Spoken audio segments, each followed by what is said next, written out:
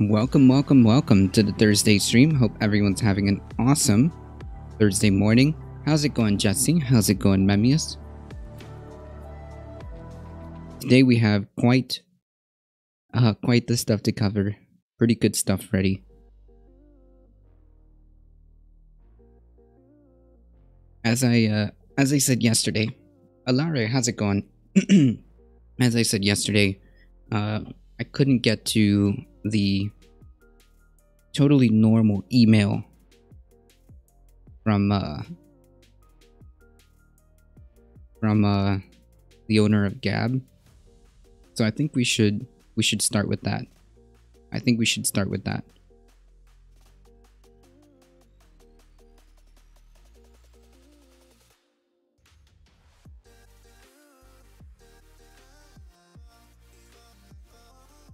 But first,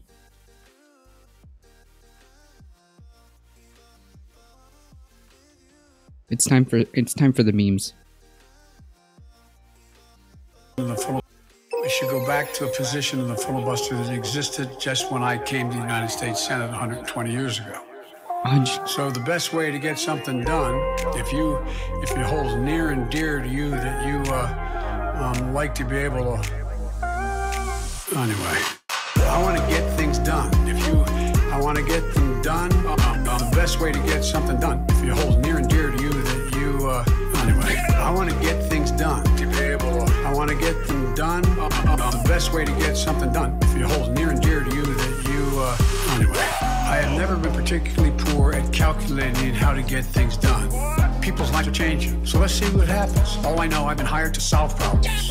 What we do, there's no easy answer. I don't even think about it. I have no idea. Oh, come on, I don't know, to be clear. What are we doing? And by the way, but here's the deal. If you like to be able to, well, I'm good. Look. Anyway, I want to get things done. I want to get them done. The best way to get something done, if it holds near and dear to you that you. Anyway, I want to get things done. To be able to. I want to get them done. The best way to get something done, if it holds near and dear to you that you. Anyway, I don't know where you guys come from, man. I've never been able to plan 3.5 years ahead. And here's the deal: help is here, and hope is on the way. Well, look, I guess I should be flattered. People are coming because I'm the nice guy, and I'd like to think it's because I'm a nice guy, but it's not. It's because of what's happened every year. Let me say one other thing on this. Okay, where am I here? Let me see. Anyway, I want to get things done. I want to get them done. The best way to get something done, if it holds near and dear to you that you. Anyway, I want to get things done. To be able to. I want to get them done. The best way to get something done, if it holds near and dear to you that you. Anyway. What the fuck, bro? That was a nice meme. And this is sad.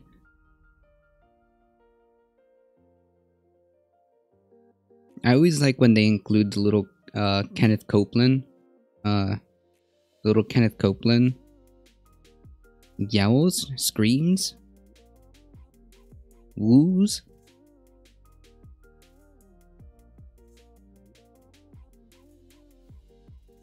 If you really want to see something sad, check this out.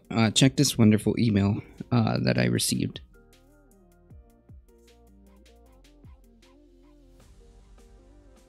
Last week, Texas GOP voted to delete its Gab account after Texas Governor Greg Abbott falsely maligned Gab as anti-Semitic. Imagine, even the Texan GOP decided to distance themselves from Gab.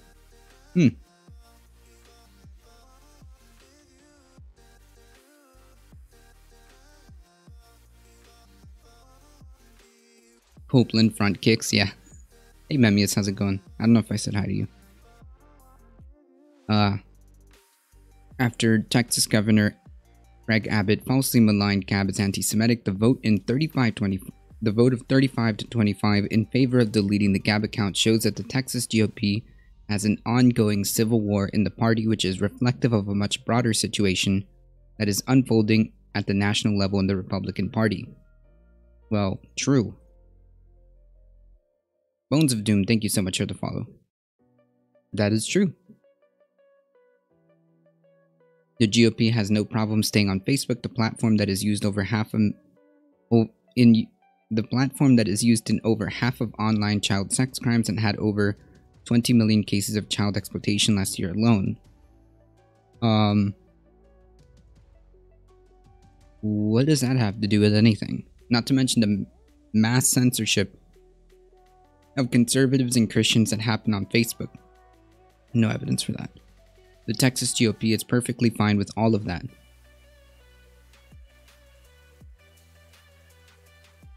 Perhaps Governor Greg Abbott is transforming the Texas GOP into the party of the disgraced Lincoln Project instead of the party of the American people. A poor decision.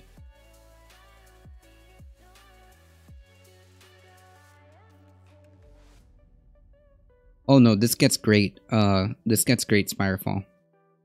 Saying Facebook is used in sex crimes is kind of this stupid stat since it doesn't have anything to do with the GOP. Yeah, I exactly. Hey, Dr. Dragon Rider. The GOP has been totally subverted by special interest, foreign nations, and big donor checks that it clearly no longer represents the interest of the American people. Who are these special interests? Who are these foreign nations? And big donor checks happen on the GOP all the time. It's nothing new to politics. How did this happen? Woke liberal establishment subversives like Kat Parks have invaded the GOP. Oh, so here's the explanation, right? Here's the explanation. See, these aren't the real GOP. These are woke, liberal, establishment subversives.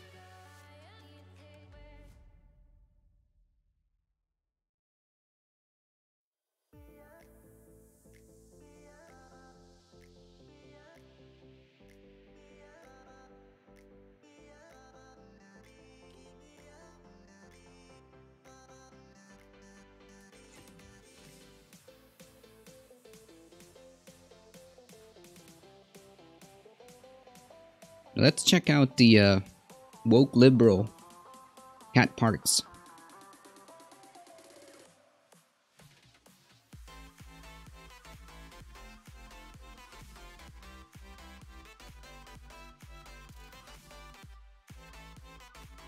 Let's take a look at the woke liberal Kat Parks.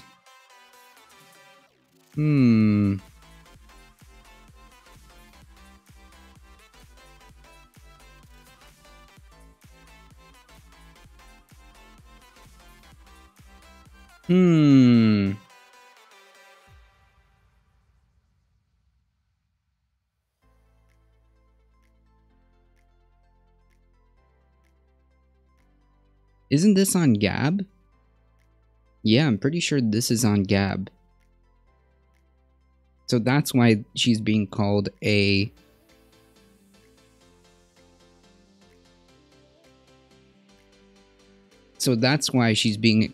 woke liberal establishment subversive.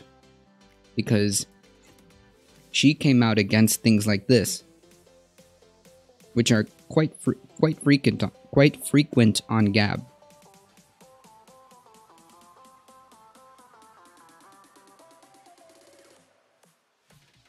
Oh yeah, I know, Spirefall. At least they're not blaming Antifa yet. Oh no, it gets better, Spirefall. It gets better. So yeah, apparently being against the...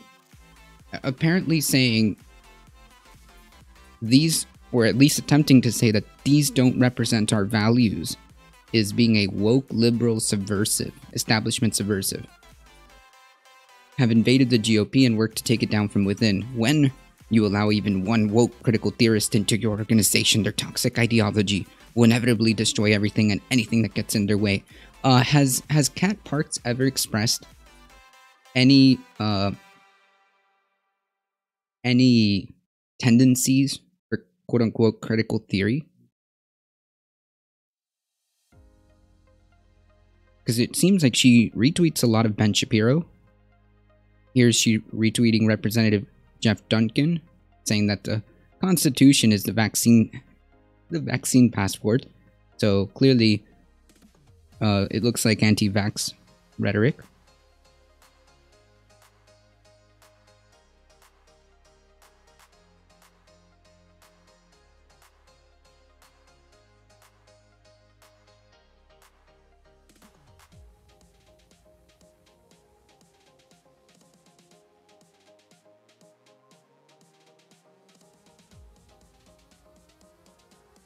Still no critical theory post.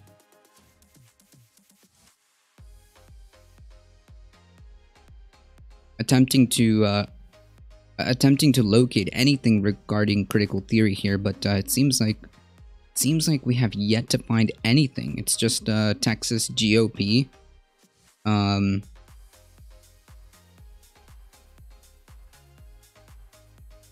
GOP legislation. Here we have another retweet about the Reagan Foundation. Oh yes, very critical theorist of her.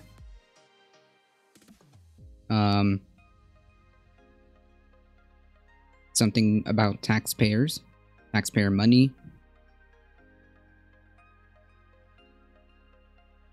Retweeting the Washington Examiner, which we all know how far left that outlet is. Huh.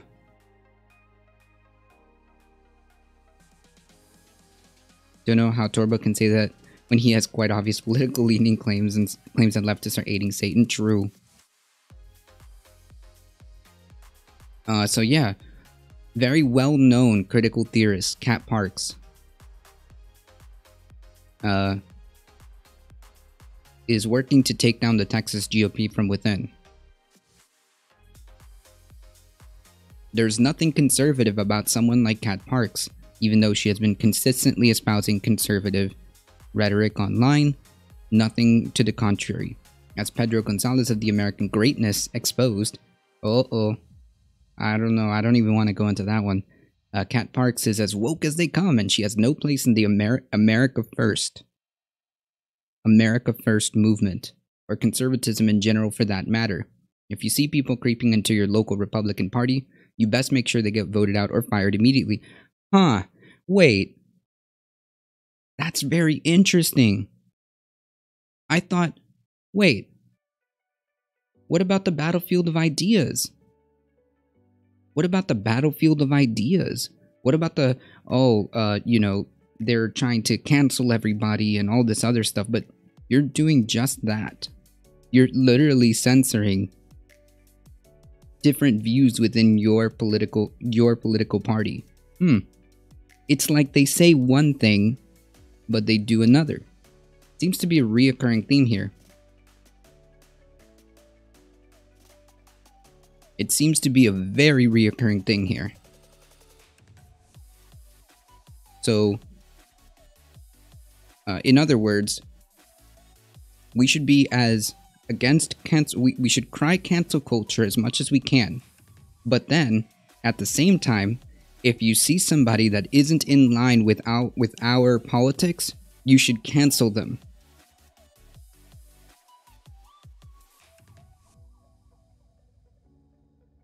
I mean,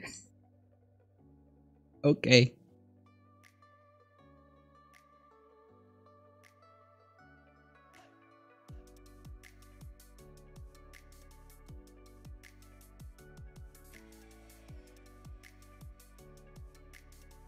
Okay. Now, this is where it starts getting really creepy. Creepy in the sense that, like, the dog whistles aren't no longer whistles. It starts to get really crazy at this point.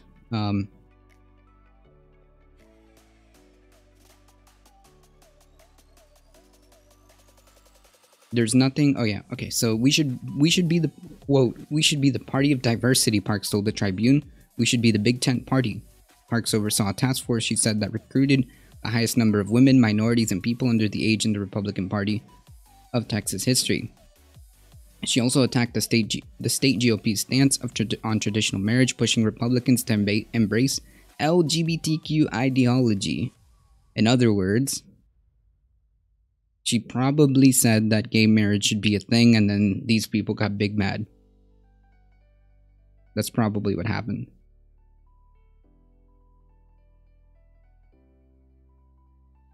On the 7-day average in cases in Texas went 3,400 to 3,931 on March 31st. Yikes.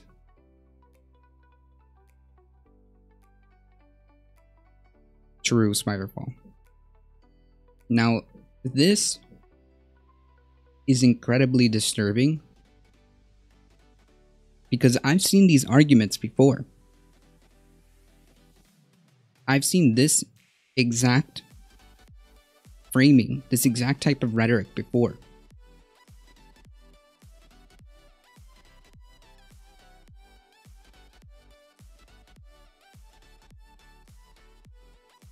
I've seen this exact type of framing before.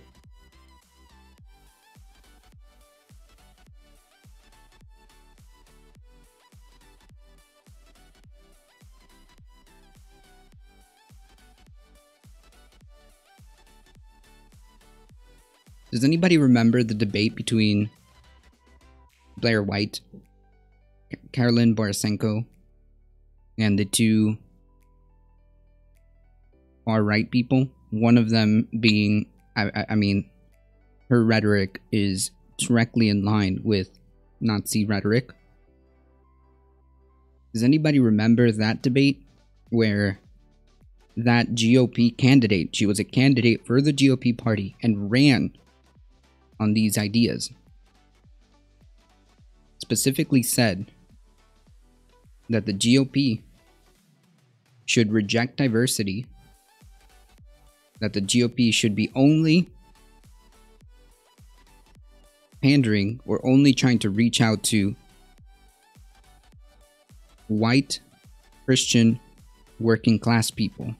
Those are the only people the GOP should be reaching out to, and that they should not be a big they should not be a party of Big Tent Big Tent party, I should say. And people like Blair White and people like Caroline Borisenko are actually ruining the party, according to her. This is literally the exact same rhetoric.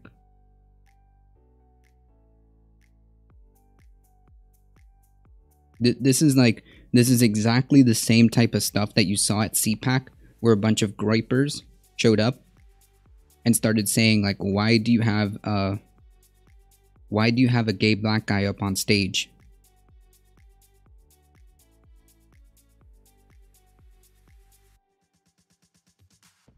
Remember that?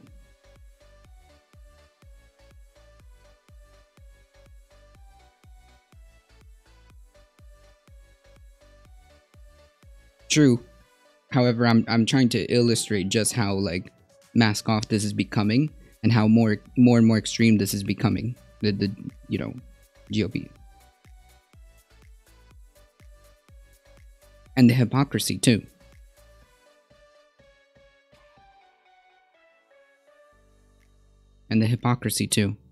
There's nothing stunning, brave, or courageous about deplatforming yourself from Gab at a time when no other technology platform on the internet will allow your voters to speak freely online.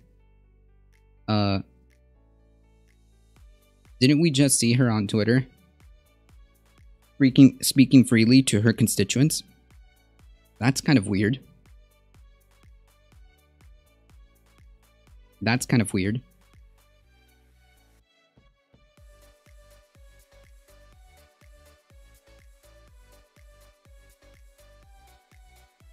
Perhaps that's the lesson here. The establishment GOP doesn't want you to speak freely online. Huh. They don't want you to point out the obvious truths for others to see, especially about their big money donors. Oh no, we know about that. I don't understand what big money donors are. Why is it such a thing when, like, the party has always had big money donors? So has the Democratic Party. Like, okay.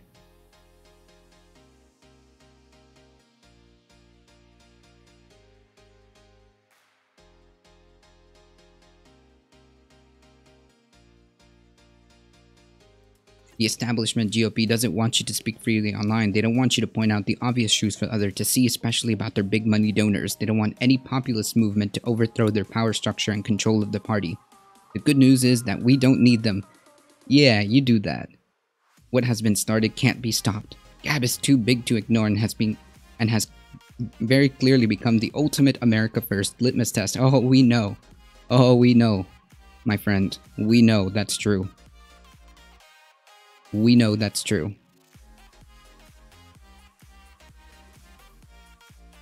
We know that's true.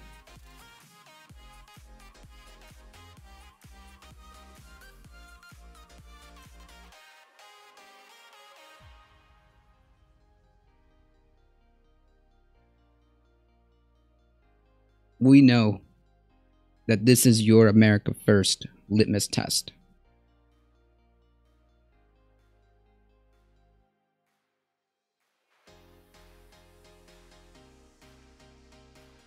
We know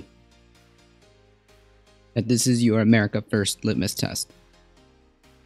Because this stuff is frequent on Gab, okay?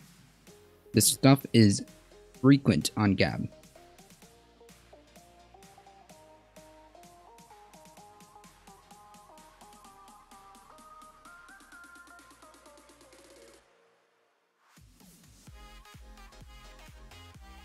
Jeez. Trying to yeah, exactly, Spirefall. There's your litmus test for the America First agenda right here.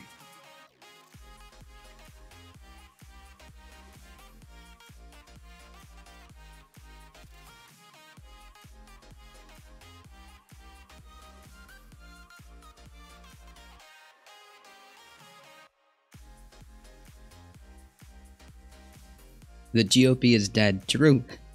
True. Long live American populism.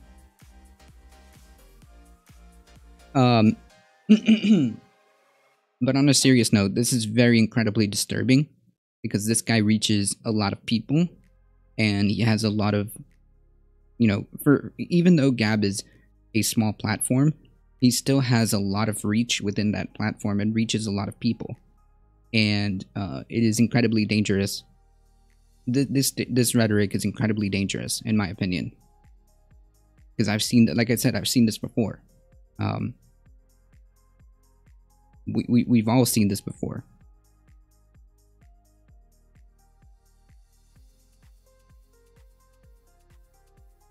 And of course, P.S.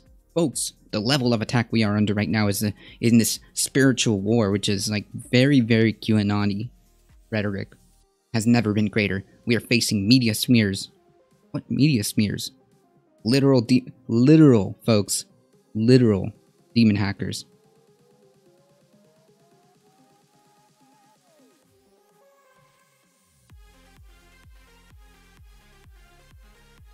Folks.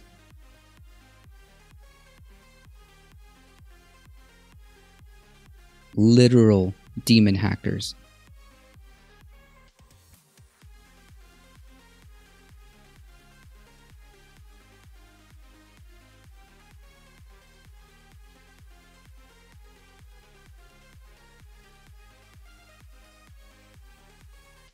Dangerous sounds a little vague. What are you talking about? Oh, here you go. How about that? How about that for solidarity? Fuck out of here. Good morning, Boondock Dragon.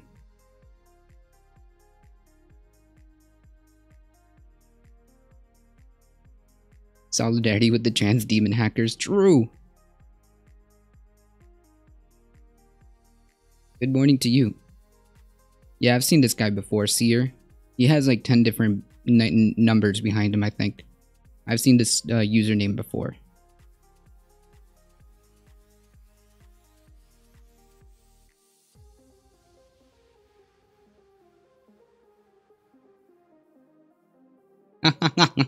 You're so weak. You won't even let yourself be criticized. Go live in your echo chamber, pussy boy. Yeah, stay mad. Fucking snowflake.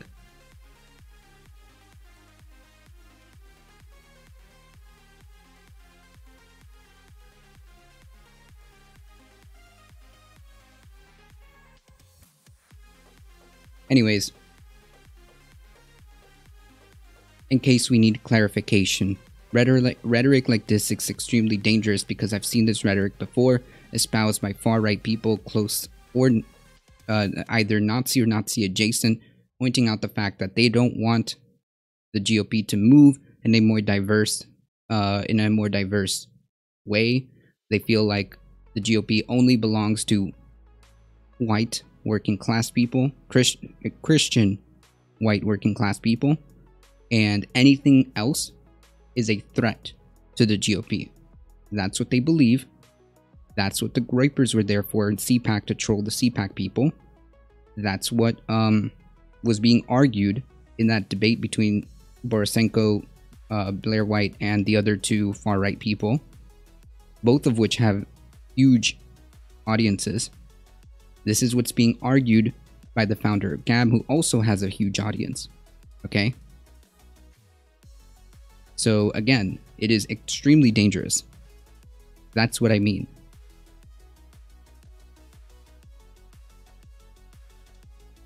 Are they whispering? Yeah, they're big mad. Stay big mad. Like, you do realize that, like, we hang out in other channels too, right? Like, I don't understand. We do hang out in other channels, and I've seen that username before.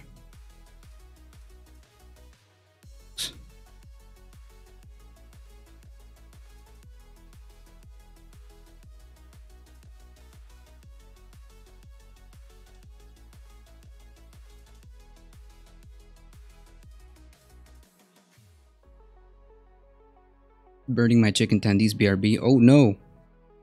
No, dude, you can't burn the chicken tendies. The chicken tendies are sacred.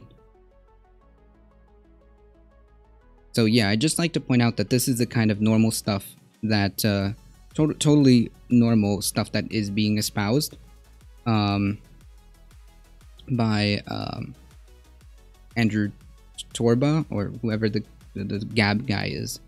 And you know what? I'm kind of like semi-glad that I didn't delete my Gab account, because like, how else am I supposed to get these golden emails from them?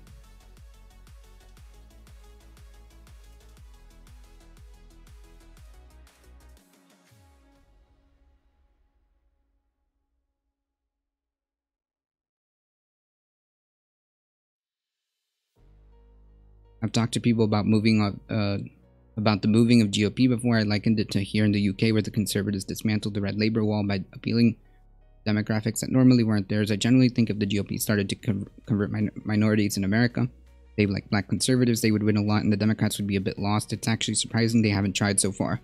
Well, they've tried. They've tried. That's the thing. They've tried doing that, and then the moment they saw that, like, I guess there's too much diversity, then you have people like the Groypers show up to protest that. You have people like Andrew Torba speaking up against it. You have people like that literal Nazi and the other guy, John Doyle, speaking up against it, saying that that's not conservatism.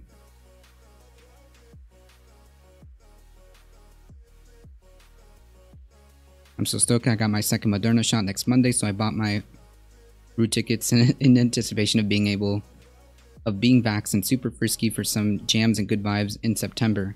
Off subject, I know, I'm just excited. Well, awesome, Boondocks Dragon. I'm glad that you were able to get the second dose. Speaking of white supremacy, John Oliver did an episode on Tucker Carlson recently. True, I heard it was actually pretty good.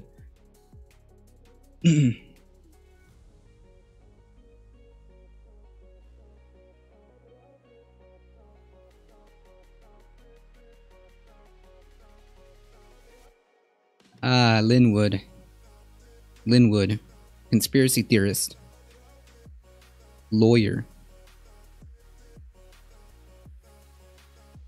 Trump has endorsed Lynn's opponents. Lynn wants everyone to know that he's not mad and won't quit or attack President Trump for not recognizing my unwavering loyalty to him over the past months, while getting attacked relentlessly for that loyalty. This goes to show, like, Donald Trump does not care about anybody except himself. And the fact that all of these people are just like they have fallen hook, line, and sinker for this guy's con is just okay. These are snapshots from Telegram. My candidacy for the chair of the South Carolina Republican Party has created consternation among its Rhino Republican leaders. Chair Drew McKissick fired off an apparent endorsement of his candidacy by President Trump today. I guess Drew thought I would quit or attack President Trump for not recognizing my unwavering loyalty to him over the past months, while being attacked relentlessly for that loyalty and support for the president. Nah, ain't gonna happen. I will not quit, and I will remain. This is just so sad. I mean, this is so sad. I will not quit, and I remain loyal to President Trump. By the way, this is after President Trump endorsed his opponent. Or the ex-President Trump.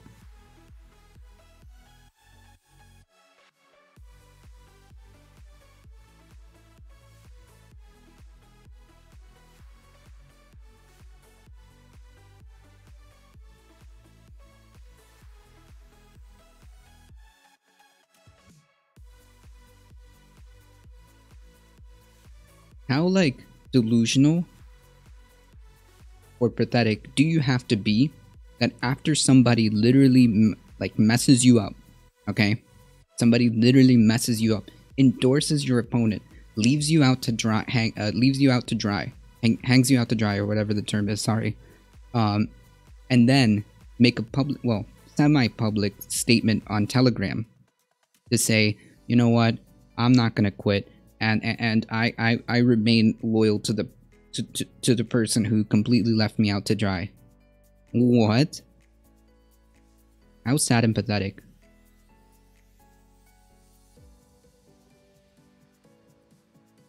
I welcome and appreciate heartfelt endorsements, but I only seek one endorsement: the endorsement of the members of the South Carolina Republican Party who want to regain control of their party and who are tired of self-serving Rhino Republican old guard leaders like Drew McKissick. That is the endorsement that matters mostly to me. Just saying.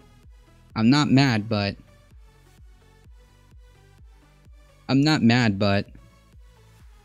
you know.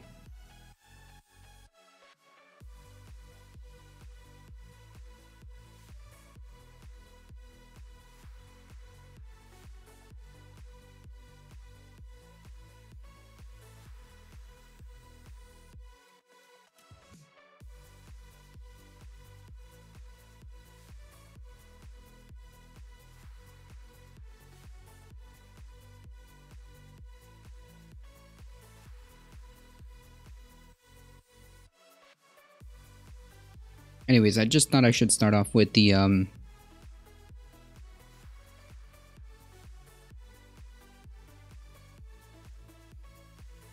I feel like I should have I should start off with that email that I was trying to read yesterday, and tie that in together with that tweet, that Twitter thread that Mono posted on the Discord. I think it all ties nicely. All right, folks. Let's get into some news, all right? Some news. Joe Biden wants to spend $2 trillion on infrastructure and jobs. These 4 charts show where the money would go. The plan includes everything from road repairs to electric vehicle stations to public school upgrades and training for clean energy workforce. Okay. President Joe Biden on Wednesday introduced a sweeping $2 trillion infrastructure and jobs package that looks to reshape the American economy and make the most significant domestic U.S. investments in generations. His far-reaching American jobs plan includes spending to repair aging roads and bridges, jumpstart transit projects, and rebuild school buildings and hospitals. I'm not necessarily against this. I'm not necessarily against this, as our infrastructure is absolute garbage, but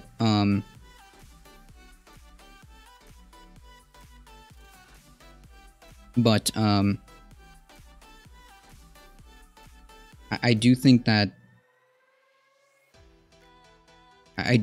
we need to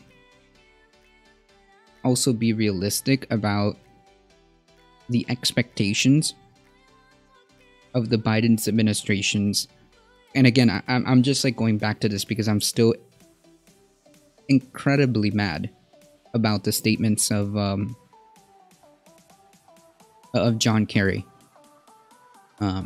So although I agree with, obviously we need to repair, you know, infrastructure, bridges and stuff like that, school buildings, hospitals, all of this stuff needs to be upgraded. It would also expand electric vehicles, okay, replace all lead pipes and overhaul the nation's water systems. Okay. But the plan goes beyond infrastructure. It's as much of a jobs program, one that looks to build the nation's clean energy workforce, expand manufacturing, and boost caregiving as a profession to serve the elderly and disabled. Put simply, these are investments we have to make, but another way we can't afford not to. Okay. I will believe it when I see it. I will believe the clean energy workforce. I will believe it when I see it.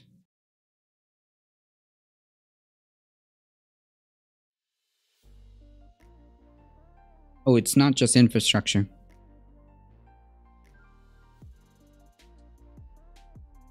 If it comes through, it would be amazing. Exactly. But until I see it, you know. And it's not just infrastructure. The plan, the centerpiece of Biden's economic agenda, will next need to pass Congress, where Republicans are already lining up against it. According to White House, the plan is divided across 4 main areas, and here is how the money would be spent. Transportation infrastructure, $621 billion. The plan would make a massive investment in America's roadways, railways, and bridges with a focus on clean energy. Again, if it happens in this manner, where you're focusing our public transportation and upgrading our infrastructure to be more clean, and focus on renewable green energy, okay. But, you know,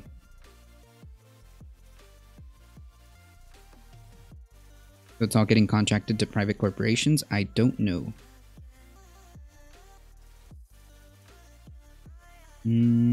I think that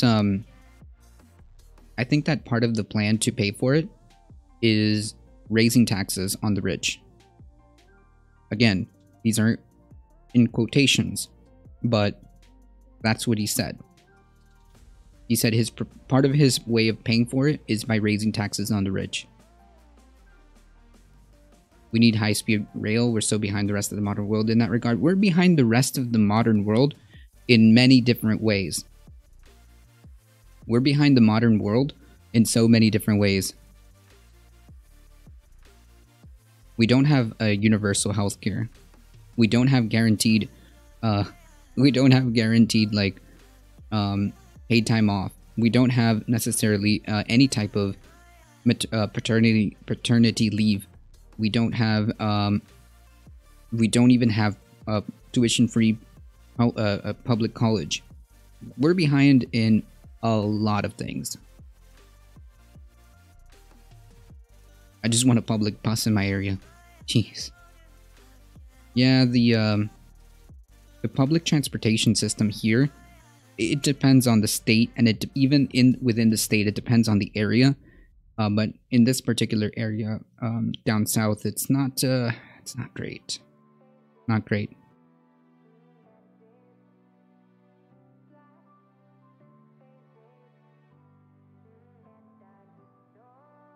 It would spend about $174 billion, or about 28% of the transportation portion, on electric vehicles.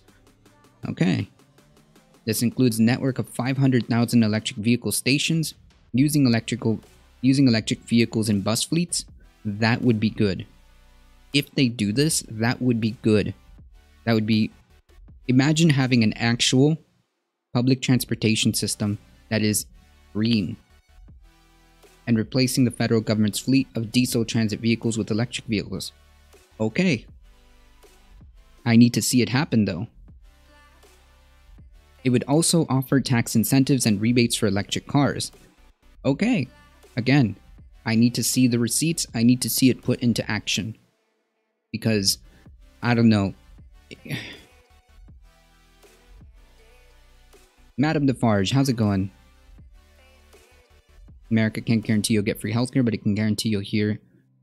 True. A mass shooting at some point. True. We have almost zero public transportation here. Pretty rural area, so difficult for people to get around. And no Uber or Lyft, so I guess anyone who doesn't own a car here is effed. True. No car, you're screwed. Yep.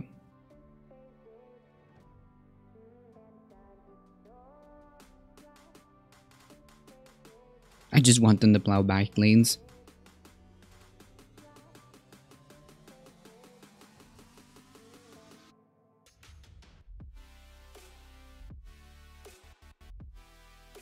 This is a fucking joke. It should be much more, but hey.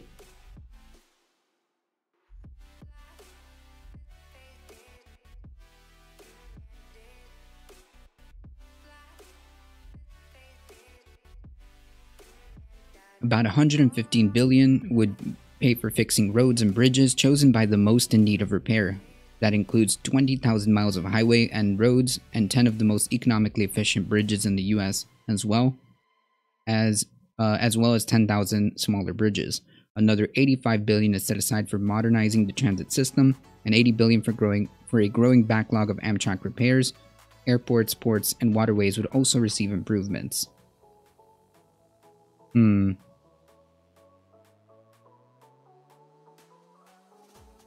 Quality of life at home, 650 billion. The largest part of the plan focuses on American homes, school buildings, and underground water infrastructure and broadband expansion.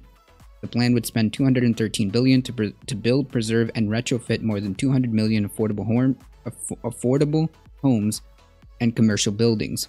This includes the construction or rehabilitation of 500,000 homes for low and middle income owners. Okay. An additional 111 billion would go towards clean drinking water. Okay. Including replacement of all lead pipes and service lines. Okay. I mean, this is like just kind of dragging us into the 21st century, but okay. That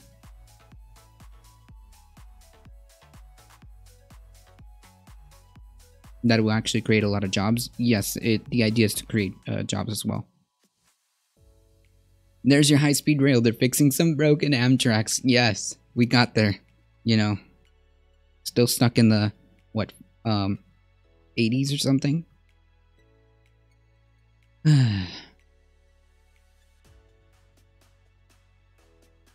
The plan sets aside 100 billion for constructing or modernizing public schools. Okay. While another 100 billion will be used to build high-speed broadband networks throughout the country. The goal would be for broadband to become universal for all Americans to drive down the cost of internet. Okay. Okay. I'll take that. The plan also calls for 40 billion to improve public housing, 18 million for veterans affairs and hospital clinics, 12 billion for community college infrastructure. Okay. 16 million to plug oil and gas wells and reclaim abandoned mines. Okay. Don't know what reclaiming means, but okay.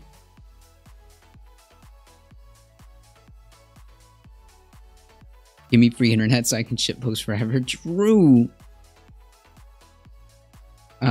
Caregivers for elderly and people with disabilities. Biden wants to pump 400 billion to improve access to quality, affordable home or community-based care for the elderly and people with disabilities. It would expand the Medicaid program to make more services available and eliminate a backlog that prevents thousands from getting care.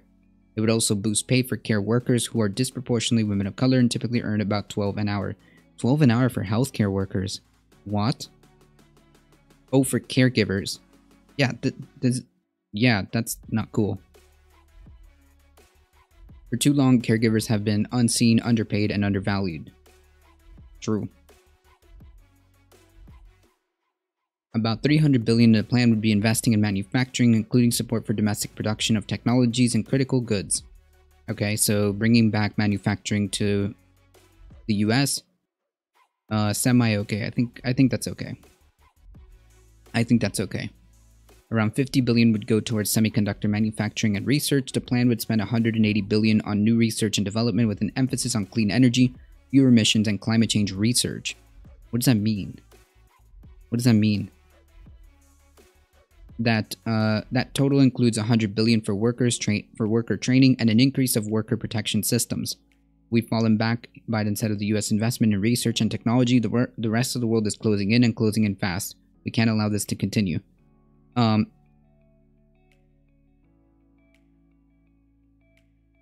I will believe it when I see it, but I don't know what it means about research, like climate change research. We've been doing that.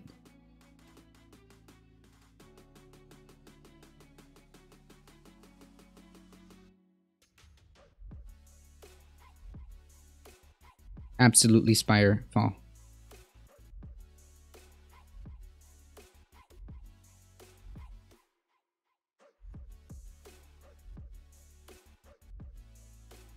Probably giving more money to GM to make clean, quote-unquote, clean cars. True. So what exactly, like, okay, I always support, like, climate, you know, climate change research and stuff like that, but, like, I think that the majority of our resources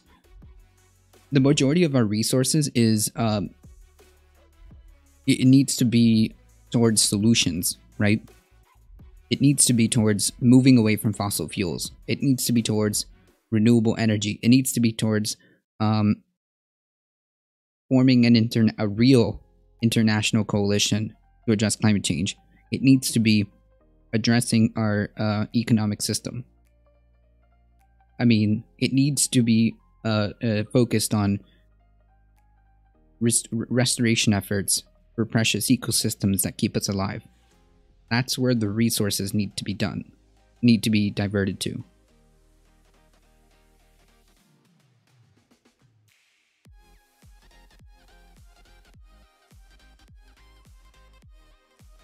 Texas Senate passed a restrictive new voting bill.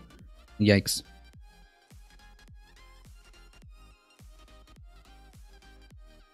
No. We just need more electric SUVs. True. There you go. Climate change solved, everybody. We did it.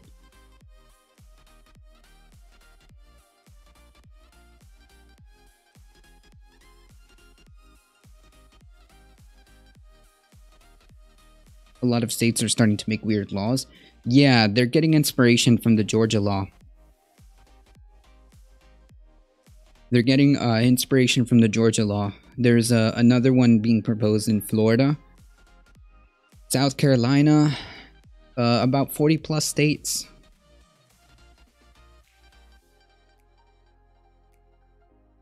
Tesla pickups for all.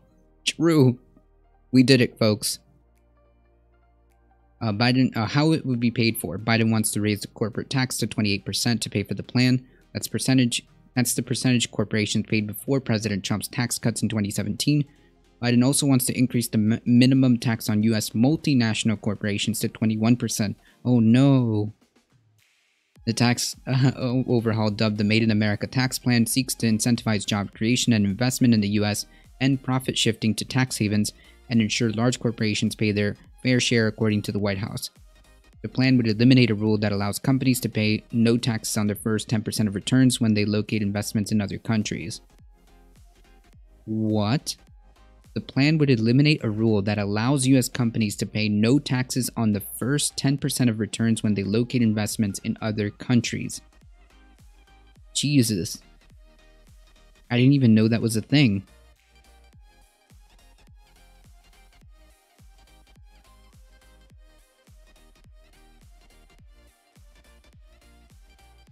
That's correct. They're basing all these voting law changes on the lie that there was a heavy discrepancy in the 2020 election. It's insane. Yeah, it's all under the guise of election integrity, but none of those bills do nothing to address election integrity.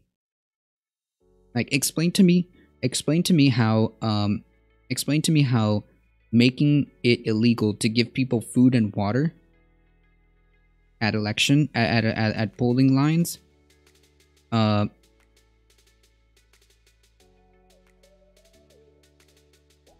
giving people food and water at election lines is somehow a viable legislation to protect the integrity of our election system.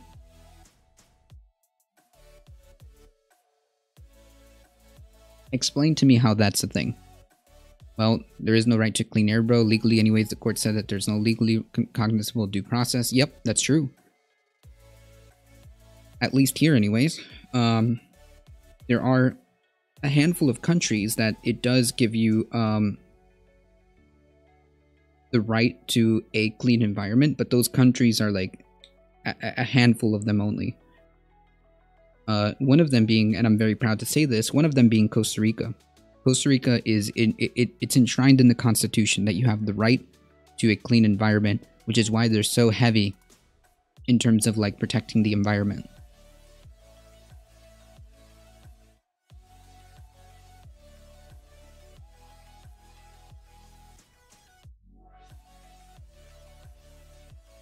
$2019. Yep. Yep.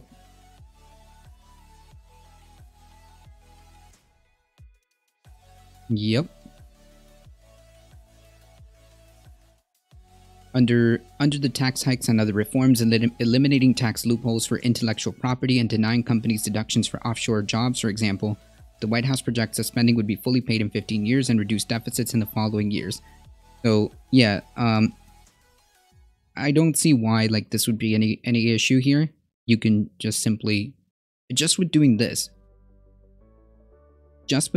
and you can even go even a step further and well, I heard that Biden's also proposing a capital gains tax to be increased and reinstating the tax above the taxes that used to be above 400,000 before the Trump era as well. So I think that there's definitely ways to pay for it. Can someone tell John Kerry that Costa Rica exists? True. Actually, we do have great coffee, by the way. Sounds expensive. Well, it's considered good coffee here. Can someone tell John Kerry that Costa Rica exists? True. Like your entire job is to be the international czar or international liaison for climate change. How can you be making such comments like this? I'm sorry, I'm still like molding over that. You're supposed to be the international liaison to get the conversation going about climate change. Unacceptable.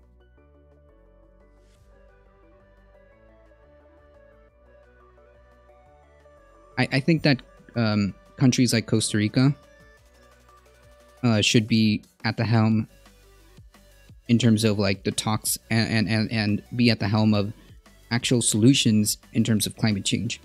The corporations in Costa Rica are just more innovative than ours.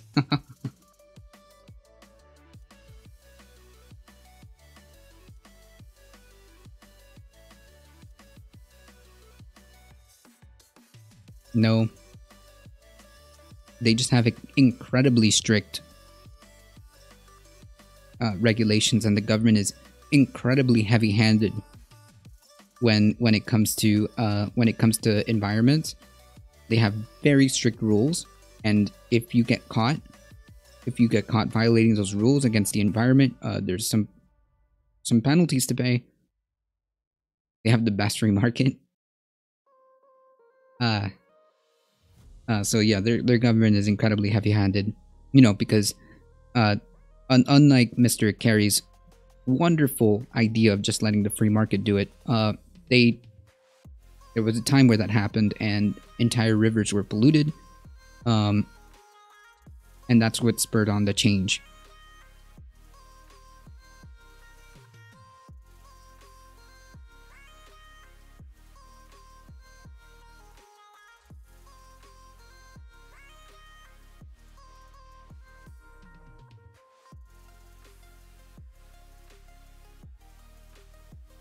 They have the bestest free market.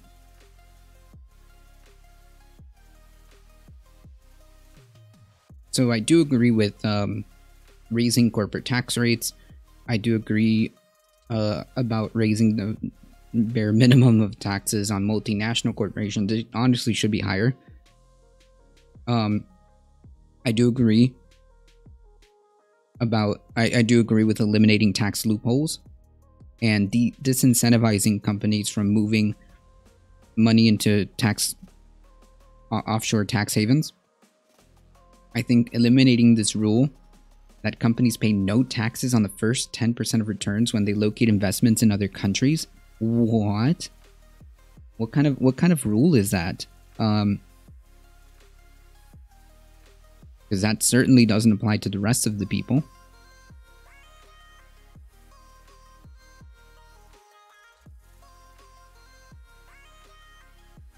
Anyways, I do agree with that though.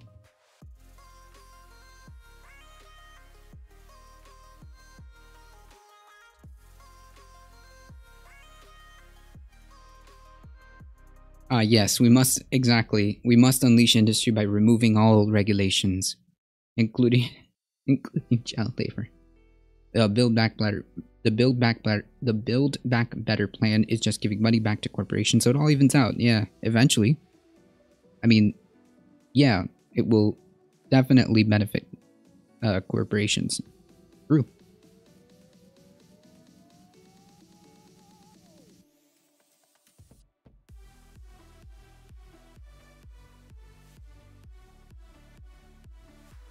Nah, I don't want no notifications.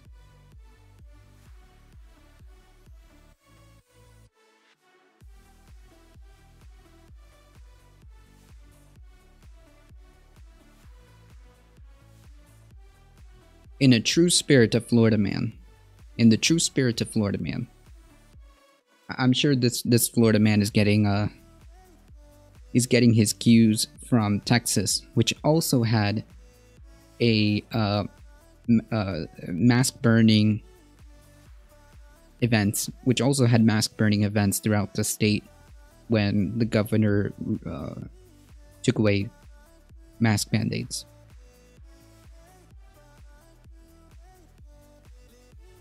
Florida man planning million maskless march and mask burning. A super spreader event incoming. Sure enough, a Florida man is calling for 1 million people to mark the 1 year of mask tyranny in Broward County with a march in Fort Lauderdale. Hey guys, tyranny is when the government enforces public health.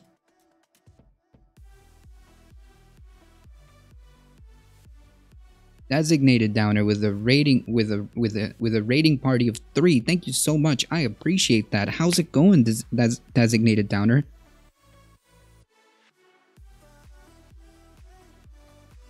Thank you. Welcome everybody. How's it going?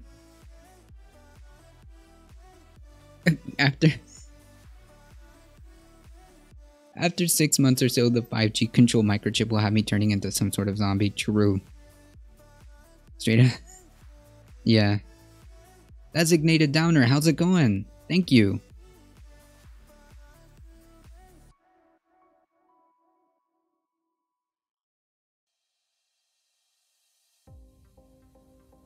Yeah, so tyranny is when the government enforces public health. That's the epitome of tyranny is when the government enforces public health. Very well known fact.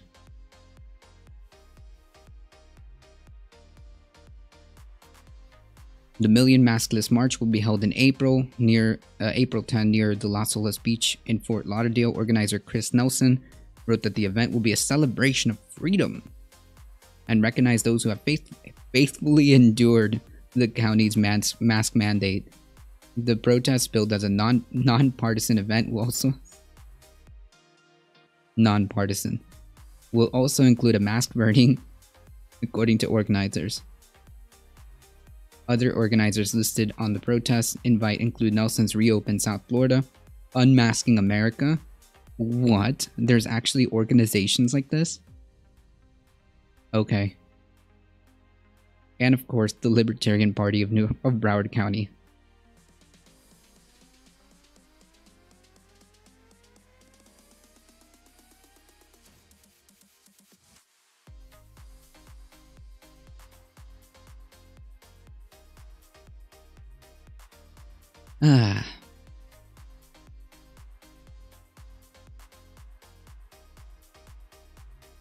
So, in case you were wondering why Florida can't quite seem to get their numbers down, and in fact is on the cusp of an uptick. In fact, it's on the cusp of an uptick is because of people like him.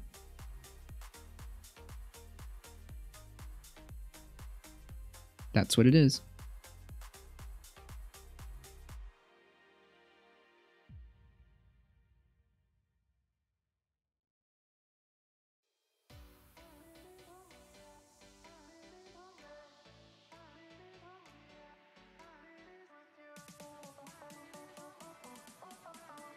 We're about November.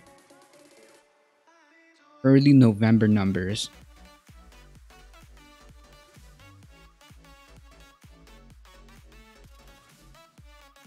June numbers about 5,000. Right before, you can see that it's like, it's on the cusp of an uptick. And I'm sure that this is going to be a thing.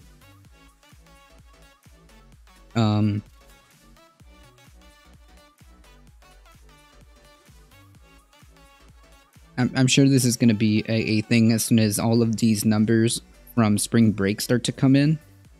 Oof.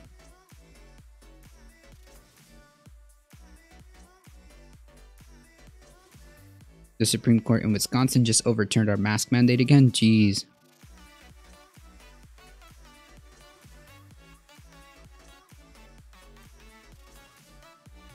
Correct.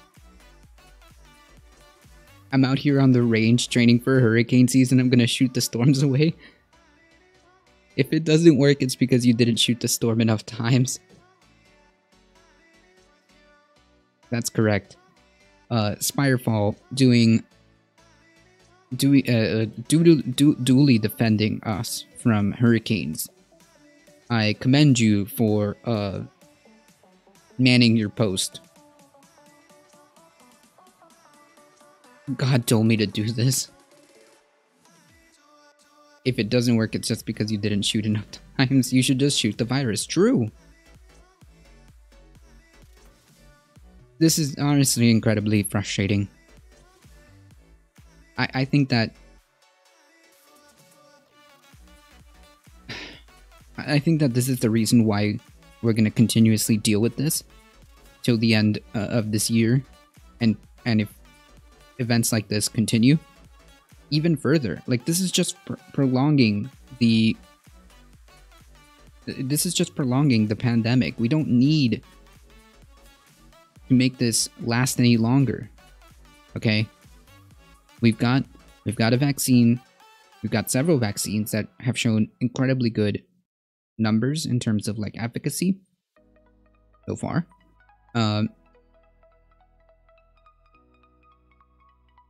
We're getting to the point where we have several efficacious vaccines, and all we need to do is just basically hang tight, wear your mask, social distancing, try to stay home as much as possible, have common sense, wash your hands, and when the vaccine is available to you, try to get the vaccine as it becomes available to you. I mean, this isn't like asking for much, right? This isn't asking for much. Wear your mask, social distancing, try to stay home if you absolutely can.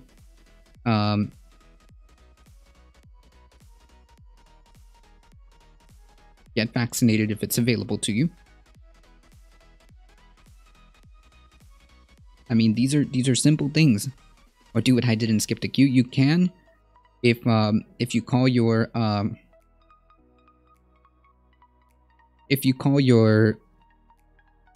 local pharmacy or wherever the vaccine is being distributed, and you have the ability to take advantage of the leftovers that are going to go bad, you have the ability to do so. This cap, and I got it earlier than my age group for reasons. Okay, well, for reasons. There's plenty of people who got it before their age group for reasons. But yeah, I think that if you have the ability to, and you manage to get the vaccine because they're going to throw it out anyways, or it's going to go bad, or you know, whatever the reason. Yeah, absolutely get the vaccine.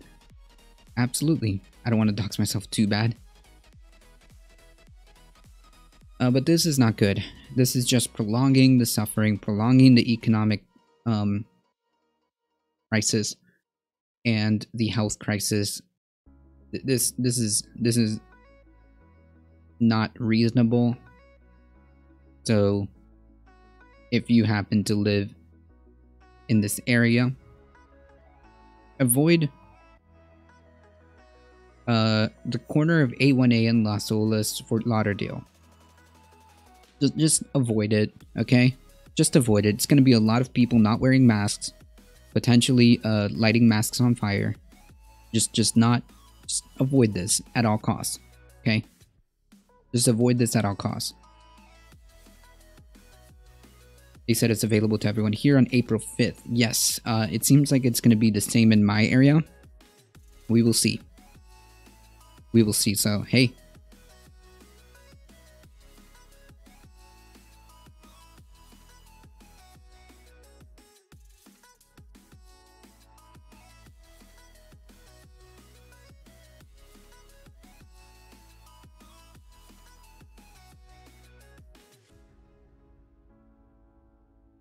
Incredible. Speaking of which,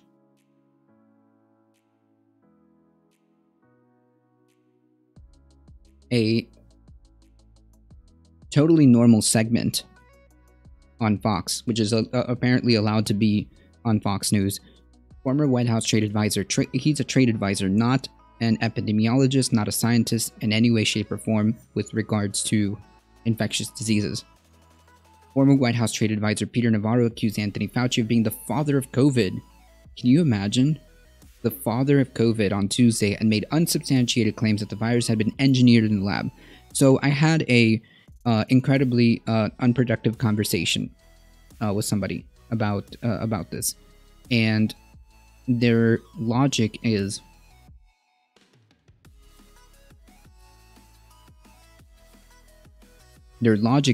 well, we don't have any evidence that it wasn't engineered or that it didn't come from a lab. So it's like, this is like proving a negative, right?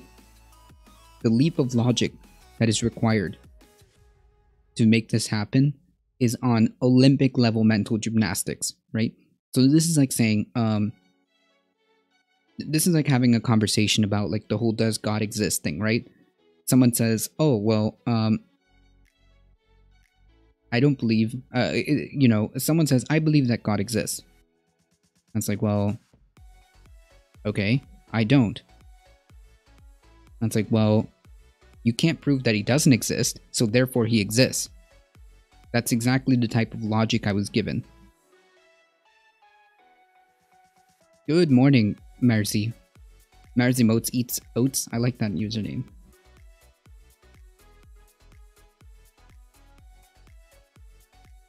So the logic is, because there's no evidence to say that it didn't, therefore it did?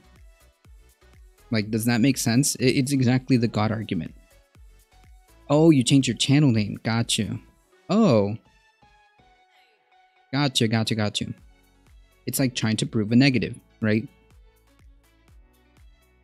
I'm telling you that God exists, and then your response is like, well, I don't believe that he did, that he does. And it's like, well, you can't prove that he doesn't. That's exactly the same logic tree that this follows. Just because China was not transparent does not equal it came from a lab. Navarro was speaking on Fox News' Rachel Campos Duffy. Was speaking to Fox News' Rachel Campos Duffy when he said that when he made the claims about the pandemic, and Fauci, who's director of the National Institute of Allergy and Infectious Diseases. Campos Duffy showed Navarro a clip of Fauci talking about the development of the COVID vaccine. Fauci called the decision to go all out on a vaccine the best decision I've ever made in regards to an intervention as director of the institute. Navarro was invited to respond to the footage and attack Fauci, blaming him for COVID-19. Okay. Fauci is a sociopath and a liar. He had nothing to do with the vaccine. The father of the vaccine is Donald J. Trump. Hey guys, wow, breaking news. Breaking news. Donald Trump is apparently a well-known scientist.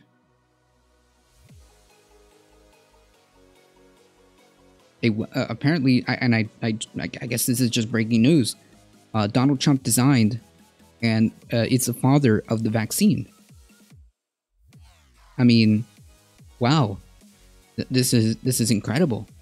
I didn't know that.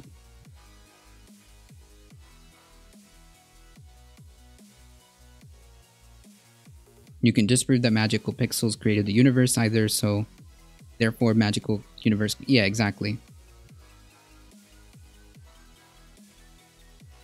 Wing the ultimate nug, how's it going? Exactly, Memmius. That's exactly the same logic tree.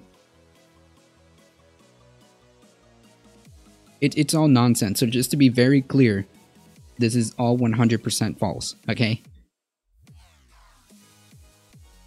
Navarro cited Robert Redfield, the former director of CDC, who recently said he believed COVID had escaped from a lab in Wuhan, China. Redfield is a virologist who was appointed to the head of the CDC by former President Trump.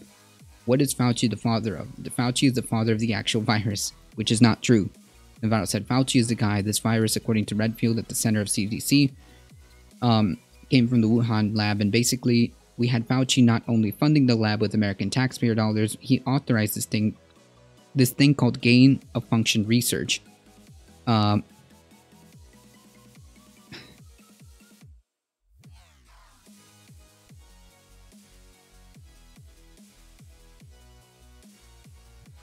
The vaccine isn't even tested, it was only approved for emergency use.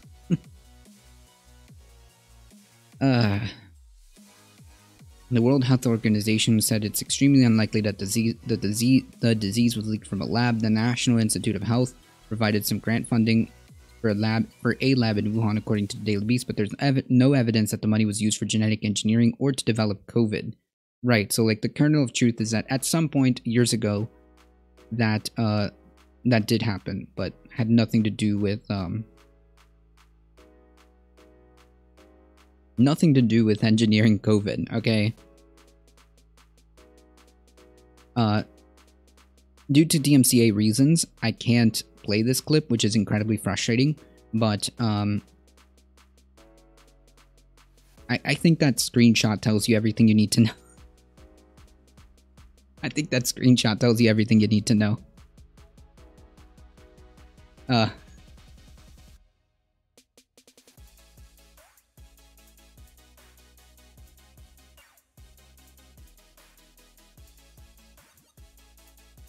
What about the Yankee flu of 1918? He allowed the Chinese Communist Party, the People's Liberation Army, to genetically engineer a virus using gain of function. Source? I call it the Fauci virus now. If he wants to be the father of something, he is the father of the virus that killed over 500,000 Americans.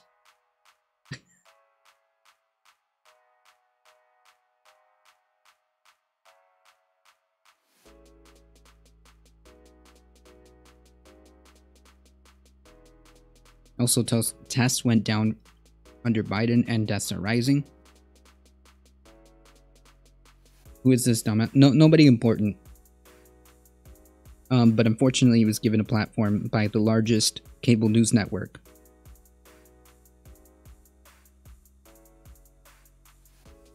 Nobody important, but since he was given a platform by the largest cable news network with very little pushback, we have to kind of address that.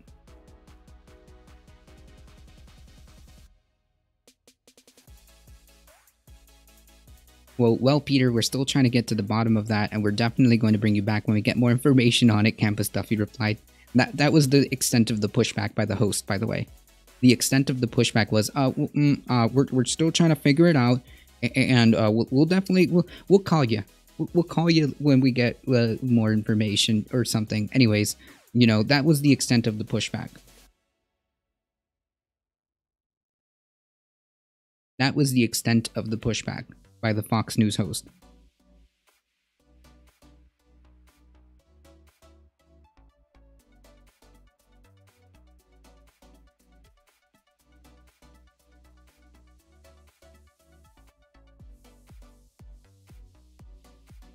How's it going, Nim and Gaby?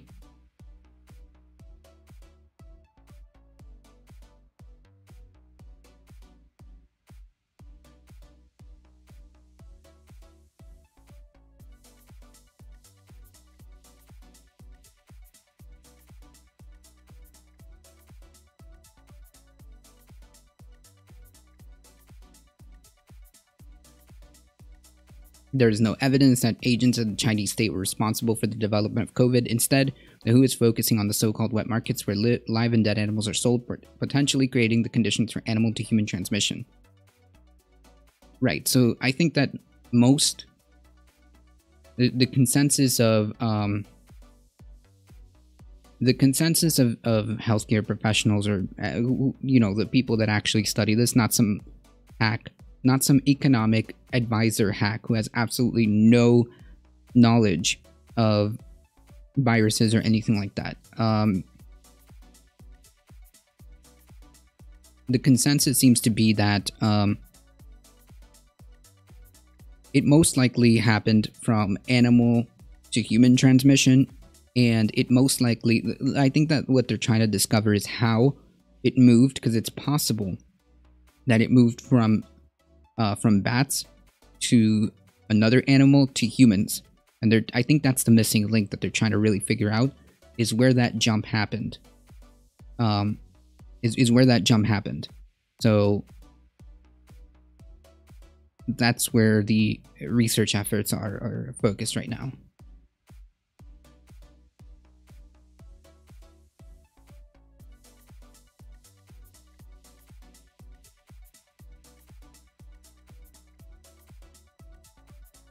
So it's not the open air markets anymore?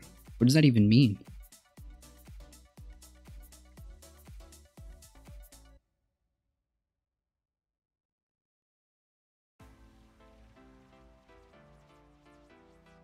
Alright, folks. I'm going to take a quick break.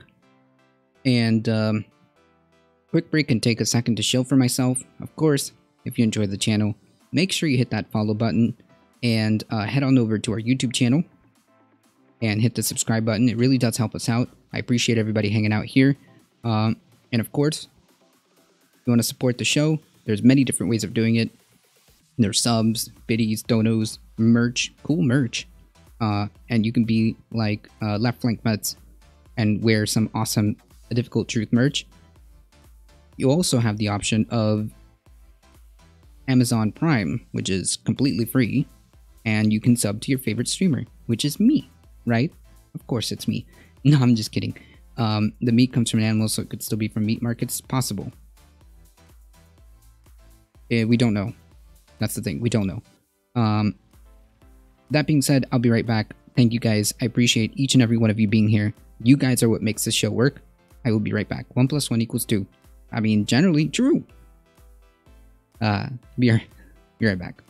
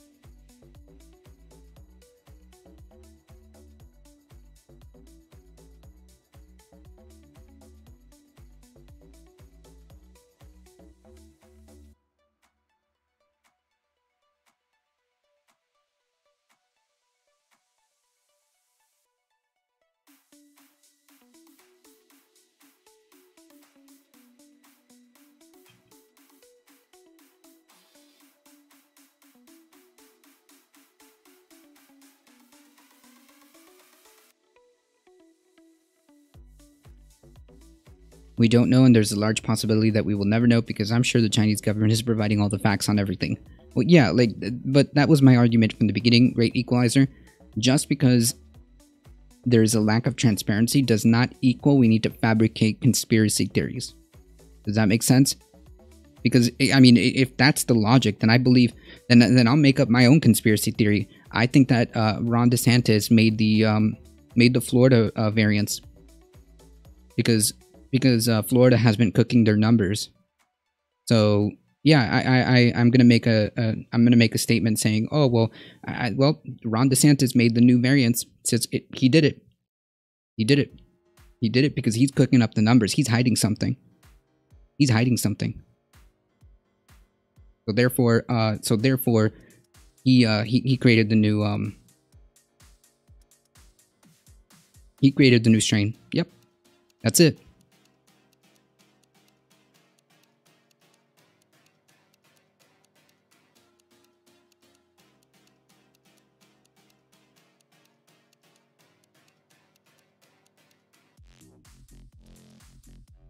Yeah, exactly.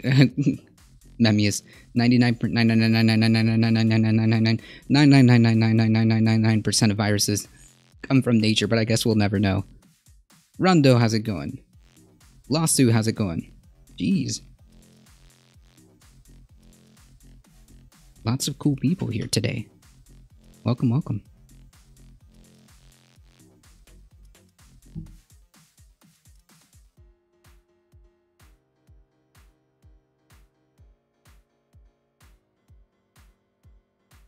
Yeah, by that logic, sure, Nancy Pelosi created the virus. By that logic, does that make sense? Listen, California was also kind of being weird, and the governor was making questionable decisions about COVID. And Nancy Pelosi is from California. Therefore,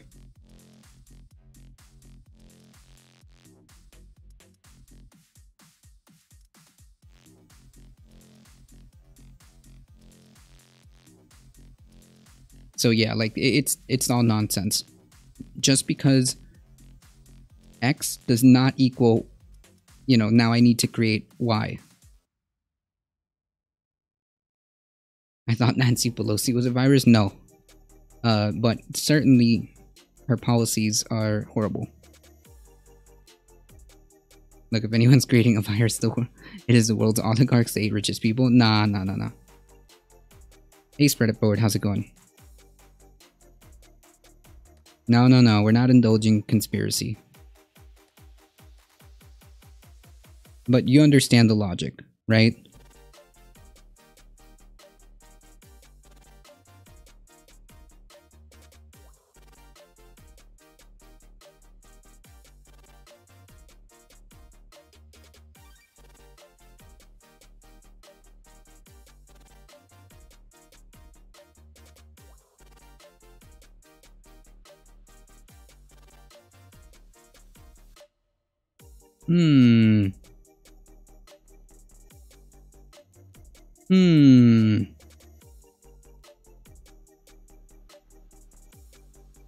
KKK flyers appear in California ahead of planned White Lives Matter march. A number of KKK flyers have been delivered to homes in a California neighborhood following reports that a white supremacist march is set to take place in the state next month. The propaganda appeared outside homes in Newport Heights community in the Newport Heights community of Newport Beach on Sunday. The flyers from the loyal white knights of the KKK contained racist imagery and rhetoric, including a hooded Klansman riding a horse while holding a burning cross. The flyers also contained the slogans such as "It's okay to be white" and urging people to say no to cultural genocide. Yeah. I'm sorry. What year is this?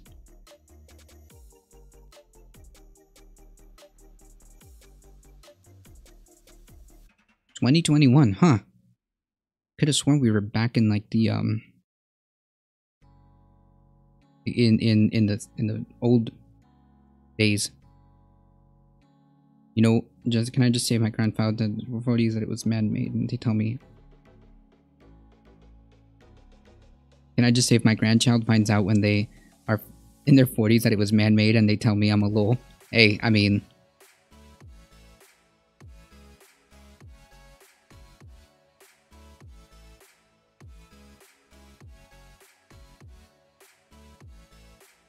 You're confused because science is confusing to you, Great Equalizer. There's no, you know, you do realize that like science changes all the time. Nobody talks about wearing 27 masks. However, if you wear a double layer of mask, it does significantly improve the protection. Like, I'm sorry you don't understand basic science, but that's like... And who's talking about drinking rubbing alcohol? Are you okay? How did you get that from Dr. Fauci? Like, do you... Was there like a... Do you not understand English? Or are some of the words too big for you?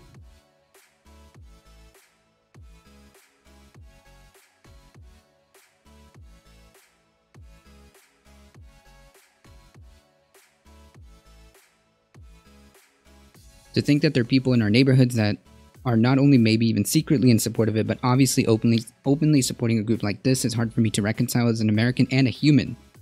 Yeah. Yeah, that's exactly it. Olivia Slutsky, whose husband found one of the KKK flyers outside of their Newport Heights homes. Newport Beach police confirmed that they're receiving reports about the flyers and are investigating. When contacted by Newsweek, a spokesperson said the department does not have any updates at this time. In a statement to the Daily Pilot, Newport City Council Mayor Brad Avery said that unfortunately this is a common tactic used by some hate groups today.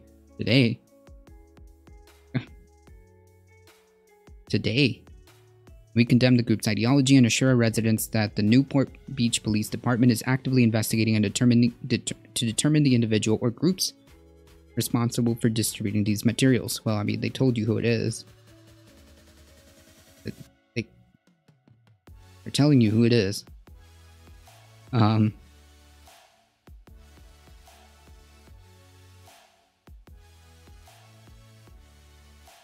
Council of American Islamic Relations, LA Executive Director Hussam Al-Aylosh told Newsweek we strongly condemn the ideology of hatred and intolerance spread by the KKK. True, the flames of bigotry and intolerance are still burning bright in the hearts of some twisted individuals. Those flyers show that hatred is continuing to spread through our cities regardless of affluence or social standing. We will continue to stand up and defend our fellow community members in the face of hatred. Wow.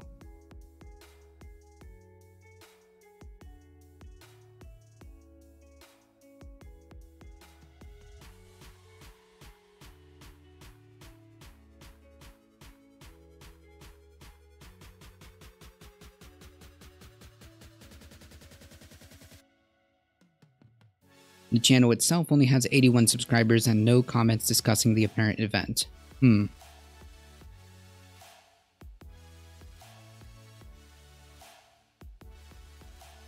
I'm actually curious.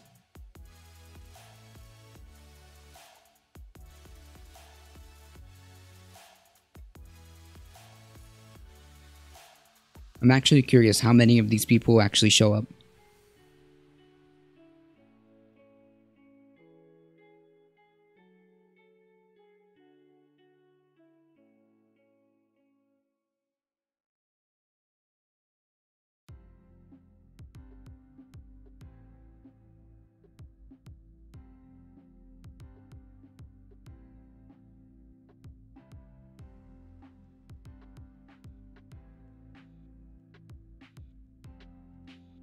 Yeah, so the mask itself is to prevent the virus from spreading. I can't believe I'm having to go over this. The mask itself is designed so that when you breathe out droplets, it stays contained does it spread to other people. The mask isn't for you. The mask is for for preventing the spread. Okay? So if everybody wears a mask, what happens? Jesus. Anyways, I'm actually curious to see how many people actually show up to this.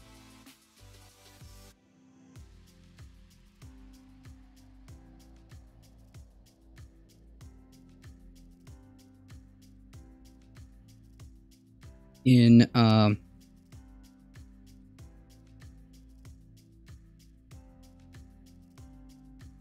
good news, because I think that this is good news, and one step closer to ending the drug war, just little by little, since the federal government isn't going to do it.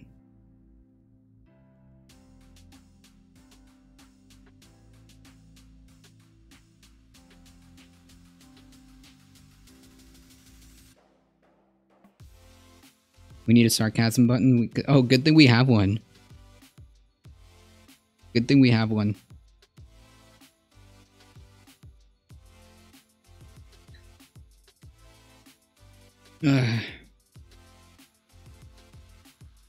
I see your kids and your fancy emojis. I don't know these things. Alright. A New Mexico bill that will legalize recreational marijuana is now heading to the governor's desk. House Bill 2 passed its final hurdle in the legislature after House lawmakers approved the Senate amendments to the bill. Governor Michelle Lujan Grisham is expected to sign the bill. The governor called for the special session specifically so lawmakers could legalize recreational marijuana. April 2022 is the target date for the recreational marijuana industry to be up and running in New Mexico. So congratulations, New Mexico. Nice. Yet another state that has approved recreational use for marijuana. I think that this is a great step forward to just to take another chip away, to take another chip at the drug war.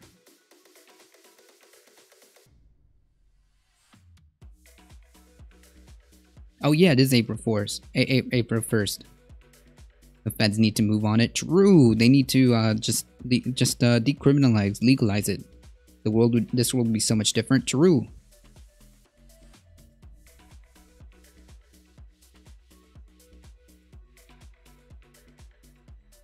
I think that this is a great step forward.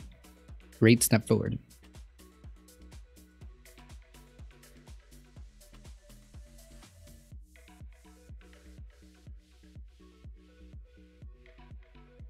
New York as well as New Mexico. Yep. New Mexico to be the latest one. It would literally have so many down chain effects. Yeah, like we do not need to be jailing people for marijuana use, okay? We do not need to be jailing people for weed. Okay, it just doesn't make any sense.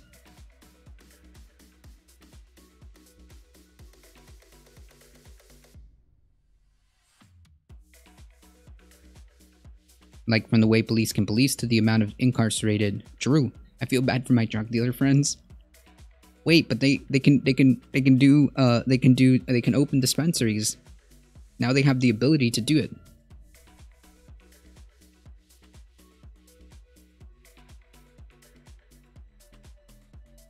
The paranoia commonly associated to smoking. Imagine if all you felt was peace of the universe. True. And like not only that, like nobody should be bothering you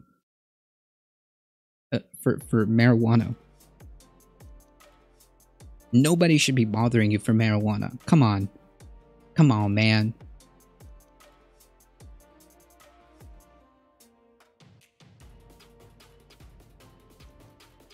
Much less the federal government. They still won't let the ones that are already in jail at the moment because just like Canada, they will keep them locked up. Yikes. April 1st is the day on which we reminded that we are on the other 364. In New York, they said they would let them out. I forgot the word. Is it commuted? Their sentence is commuted? True, but I'm sure huge corporations are already planning to move on it. Maybe. The leader, how's it going?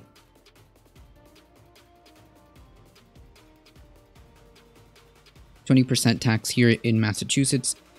It's still significantly cheaper than on the black market. Nice. Expunged. Yeah. Records being expunged. Yep, that's another term. When you get your record cleared out, your previous record cleared out, yeah, expunged. Correct. Correct. So props to New Mexico. Hopefully, as more and more states legalize or decriminalize drugs, the federal government will finally have no other choice but to do so on the federal level. Which brings me to a call to action. If you see something like that in your state, call your state and local representatives that you want to support things like this. Is Cuomo doing this just to hike his popularity considering his situation? Who knows? He claims he's been doing this, he's been trying to do this for years. I don't know the history. I don't know if that's true. I'm so annoyed with Florida having marijuana legal for medical reasons. It's so expensive seeing all the doctors and getting the prescriptions. The weed itself is street prices, so it's basically weed for the rich. Yeah, it should just be decriminalized or legalized for everybody, okay? Now, if you want to get specific, like, it should just be, right?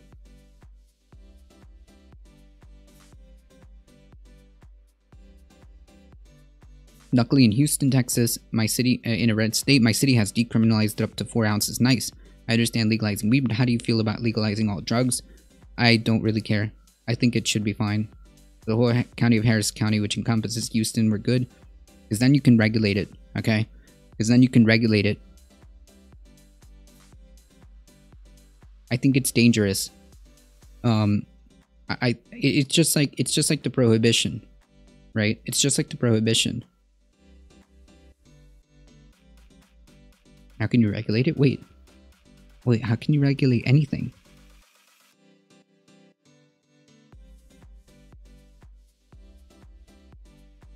Furthermore, it destigmatizes. So instead of you seeing a criminal, especially with like opiates and other drugs like that, instead of seeing criminals, you will see people who just need to get help, like who just need healthcare. That's really what it is.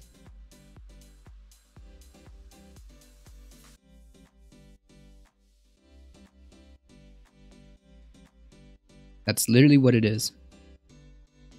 The moment you decriminalize this, the moment you decriminalize drugs and stop jailing people, it gives that, it completely turns that perception of like, oh, these are just quote-unquote criminals, and it kind of destigmatizes it. I heard a country that does drug hotels where you can get a room to do any drug that the government supplies, so it's not laced with anything worse, and it's the safest form. There's a hospital right next to it. The hotel has resources to help you get off the drugs too. Yeah, it's like almost like it should be like treated like a healthcare thing, almost.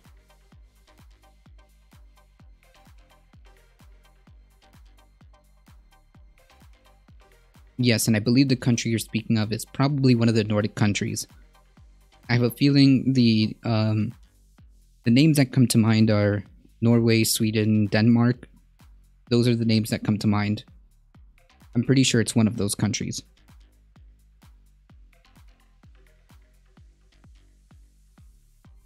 It was a Latin country. Wow, now that is impressive.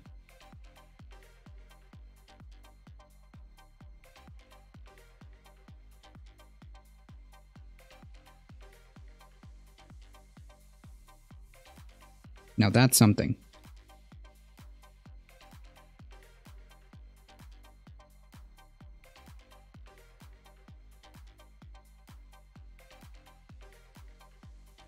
But I will say this. Migrating batch to Twitch to engage with chat. Hey! That's the point. Alright, enough lurking in your YouTube chat. Hey, Careless Whimper. You mentioned 3 Scandinavian countries and I was summoned. I know, I'm sure. Okay, so clarify this, Careless Whimper. I've heard that there is a country that has specific areas, like considered, you can even say they're like hotels, where they allow you to use drugs that are obviously regulated, with the resources that you need to also get help, right, to get yourself off the drugs. And I know there is a program in one of these countries. There we go. Thank you, Hairless Whimper. Denmark.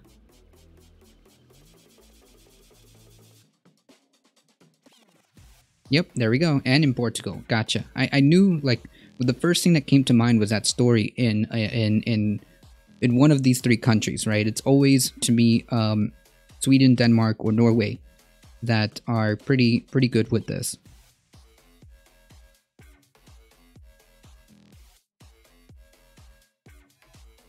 So yes, thank you for clarifying, Careless Whimper. I appreciate that.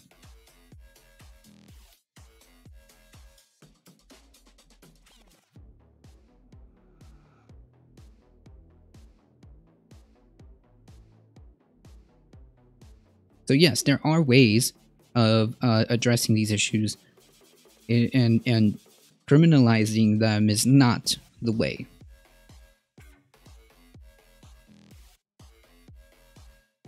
Don't they call it the red light district? The red light district is for something else also. At least in Costa Rica. I don't know how they use the term red light district, but in Costa Rica it's for something completely different.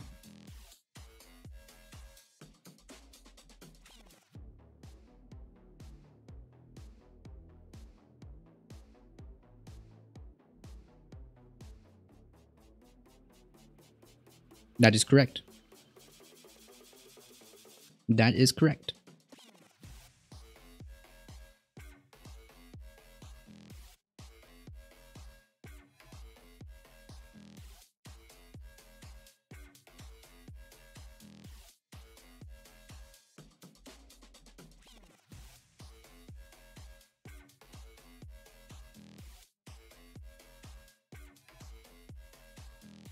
Somebody mentioned Texas was advancing a new bill with voter restrictions. The Texas Senate advanced a far-reaching election bill early Thursday, with several provisions placing new restrictions on the voting process, particularly for those living in densely populated counties. The vote, Senate Bill 7, was 18-13 after more than 7 hours of debate and several amendments to the legislation. The final language of those changes is not yet available online for CNN to review. The amendments introduced on the floor by Republican State Senator Brian Hughes during the debate reference making changes to controversial measures included in the initial bill. Included in the initial bill language on poll watchers, voting hours, disability verification, and the number of county polling locations. The bill would ban drive-through voting and limit extended early voting hours. Why would you want to limit extended voting hours? The measure would also give partisan poll watchers broader authority when observing at a polling location, included being allowed to record a voter who receives assistance while filing their ballot. We have security cams, and the media usually is there watching this. So the idea that there's like some secret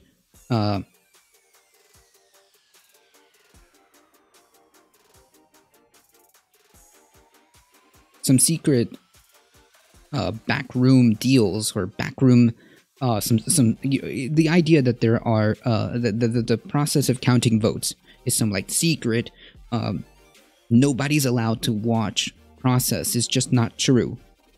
In fact, in some of the security footage that the lawyers from the Trump administration tried to claim that there was like some weird stuff going on with poll workers, you could see and saying like, oh well, nobody's watching them and they could do anything with those ballots. Well, in that same security footage, you could see the media standing right there with cameras. You could see the media standing right there with cameras watching. Furthermore, there was poll watchers from both parties. When observing a polling location, including being allowed to record a voter who receives assistance while filing out their ballot. That's kind of weird coming from a party who doesn't like government overreach. Democrats and voting rights activists have sounded alarms over the legislation, called it suppressive and nothing that appears to directly target voting methods used by Harris County, and noting that it appears to target voting methods used by Harris County, which includes the heavily Democratic city of Houston.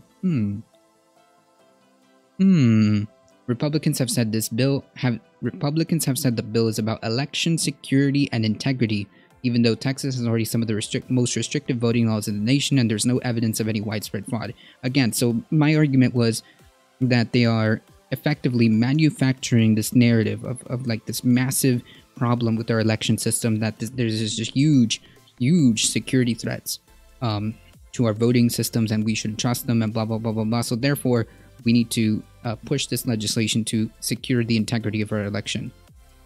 Except, how does limiting extended voting hours, protecting the integrity of the election system, how is making it illegal for you to give water and food to people who are waiting in line, protecting the integrity of the election? That seems kind of weird. It's not really geared towards that now, is it? The state already requires that a voter provide an... Oh, good lord. The state already requires that a voter provide an eligible reason to vote by mail, be 65 or older, people with disabilities or illnesses, those confined to jail, or those who will be out of the county during the election. The bill would also prohibit local election officials from sending out unsolicited absentee ballot applications or encouraging a voter to fill out an application to vote by mail even if they qualify. What? Wild. So there was a whole brouhaha about these unsolicited absentee ballots, as Trump put it.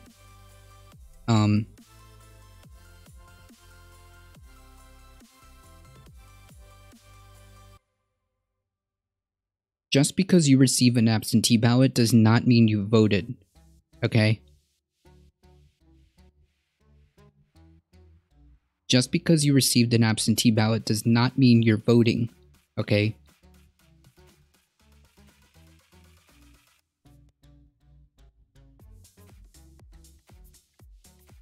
I thought they hated the idea of bureaucracy. Only when it's convenient for them.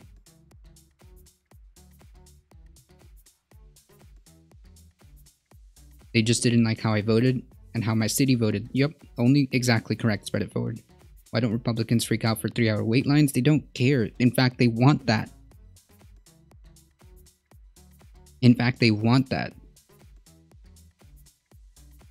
Why else would you make it illegal to give out food and water to people?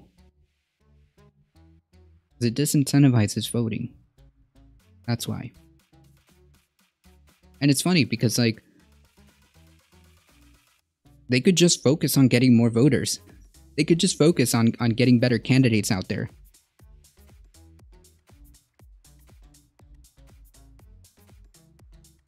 They're not interested in that. Mana Fox.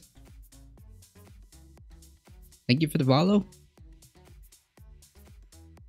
Why don't Republicans... Yeah, they want that. That's the point. Oh, these ads are so weird. Yeah, that's why they want that. So we have Georgia setting the stage. Then Florida following. Then I believe South Carolina also has proposed bills very similar. Now we have Texas. I mean, these legislations are happening across the country. And I will say this. In terms of, like, democracy, the most sacred thing is the vote. Is the vote. It should be as easy, as smooth, and as accessible as possible as citizens to be able to cast a vote. It's just that simple. As a democracy, and I mean that in quotations, as a democracy, the most sacred thing that you have is your right to vote. It should be as easy, as accessible, and as smooth as possible for you to be able to cast your ballot. End of story, full stop. And if there's a particular party that has an issue with that,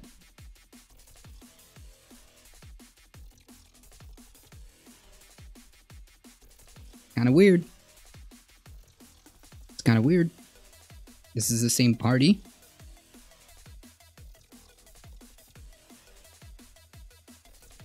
that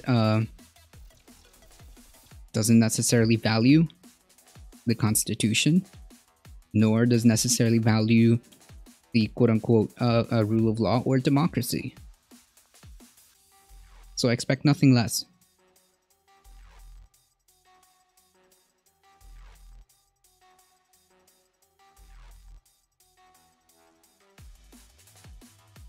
Water bottles at voting station bad. AR-15s are fine. Yeah, you need to make sure that you I guess that's their plan to protect the integrity and security of the election. Gotcha. That's their big plan, to protect the security and integrity of the election.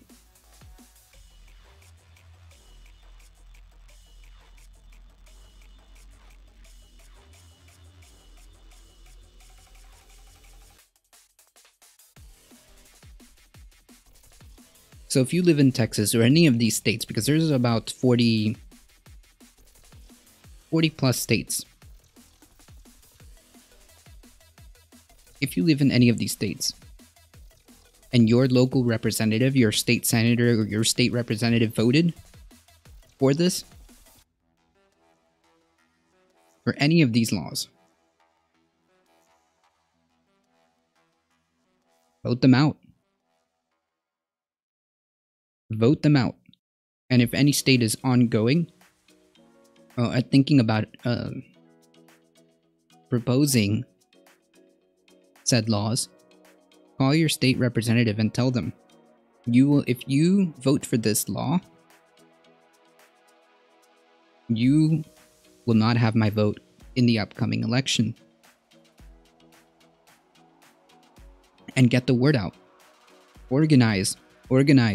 Organize. There's a reason why there's a massive freakout. There's a reason why there's a massive freakout about HR 1. Okay? There's a reason why there's a massive freakout about HR 1.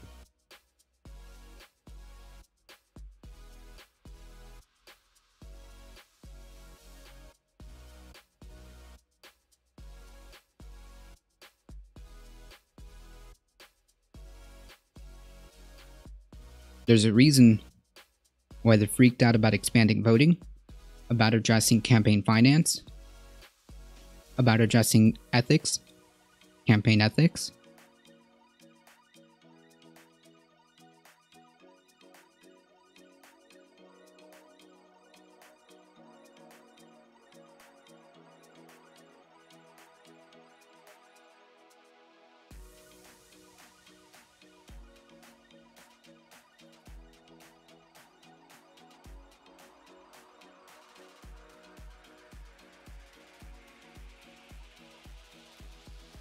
In America, the loudest voice wins, so it's time for us to get very, very loud.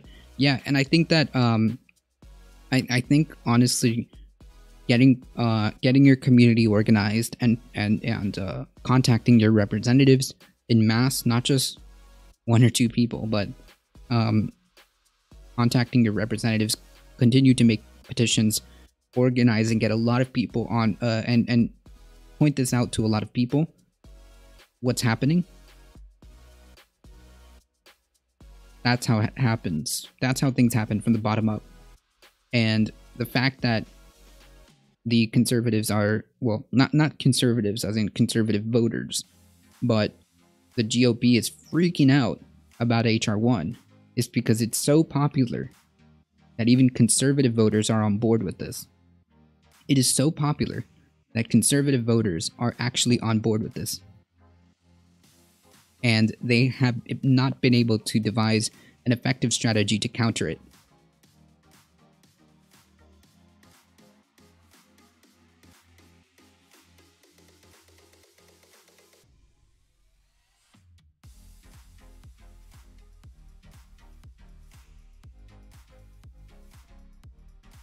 Only when we stand together, shoulder to shoulder, is how we get our voice heard. So organize. Get the information out there. Get people aware of what's happening in Congress. Get people aware of what's happening in your state. In your state, if you live in Texas. This is not about election security and integrity and integrity.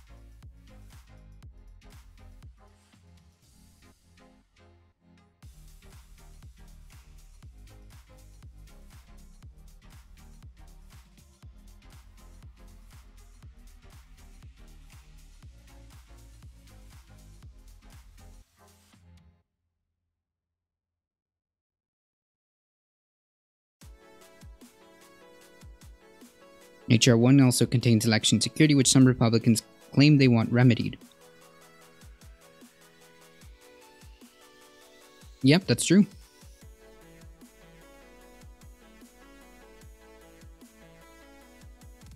Just saw a story about a boss in Georgia who paid an employee with 500 pounds of pennies. What? That is the definition of petty. That is the definition of petty. The employee quit and was owed one last pay, so his boss sent him 500 pounds of pennies. Oh my goodness. How petty do you have to be that, or how big mad do you have to be that the last payment to your employees, you just give it to them in pennies?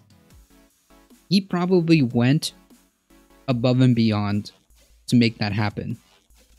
Where would you even get 500 pounds of pennies in the first place?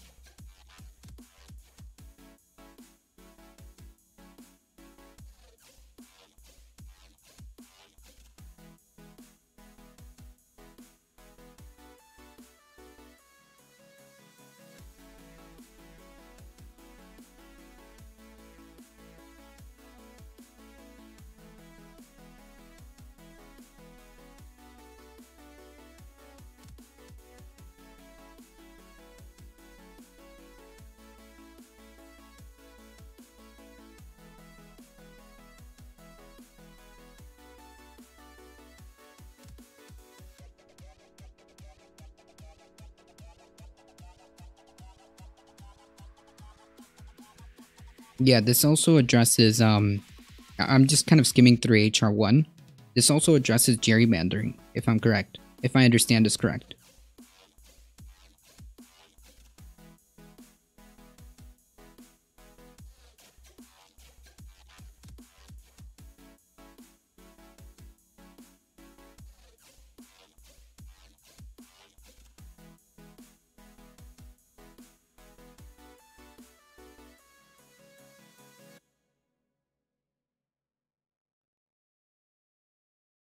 You have to go to many, many banks to get that many pennies. Jeez. You don't have to accept coin that isn't rolled as payment. That guy should not have accepted a debt as paid. He worked as an auto repair shop, so he also coated the pennies in motor oil. What? Dude, how petty do you have to be that, you go through all of this work all of this work just to what?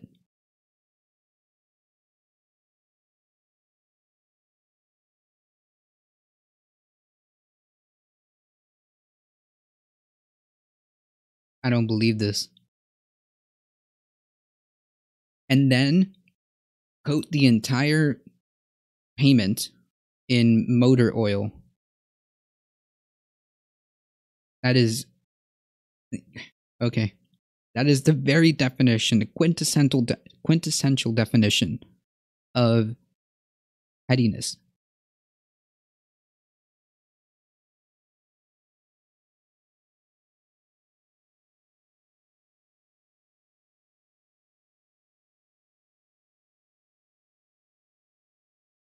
Yes, it makes the states use an impartial board for redistricting like Iowa does. Interesting. There's literally a mathematical equation to make the most fair districts based on who lives there. Huh. Well, I mean, we could just do that. I mean,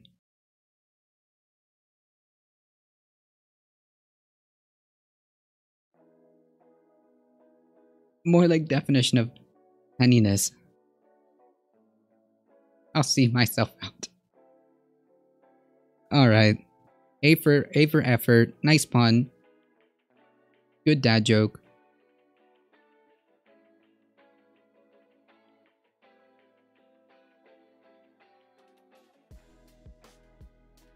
We don't even need people. Interesting. We just have a equation for that. In your opinion, if HR 1 stays intact and passes, do you think it will make third-party candidates more or less viable? I don't think that will change. I don't think that will change the viability of a third-party candidate. I think that the only way that changes if you start introducing things like ranked choice voting. If you introduce things like ranked choice voting, then you might have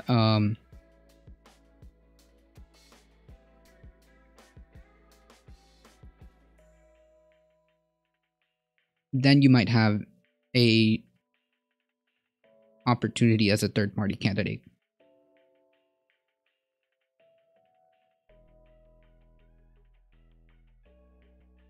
Hey K-How, how's it going? Hope you're doing alright.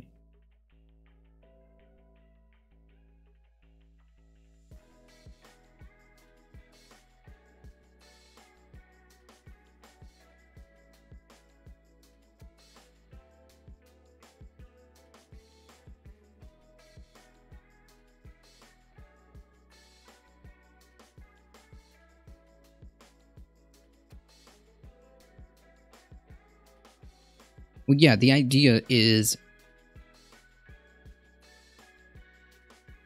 the idea is you want people to be able to vote as easily, as smoothly as possible.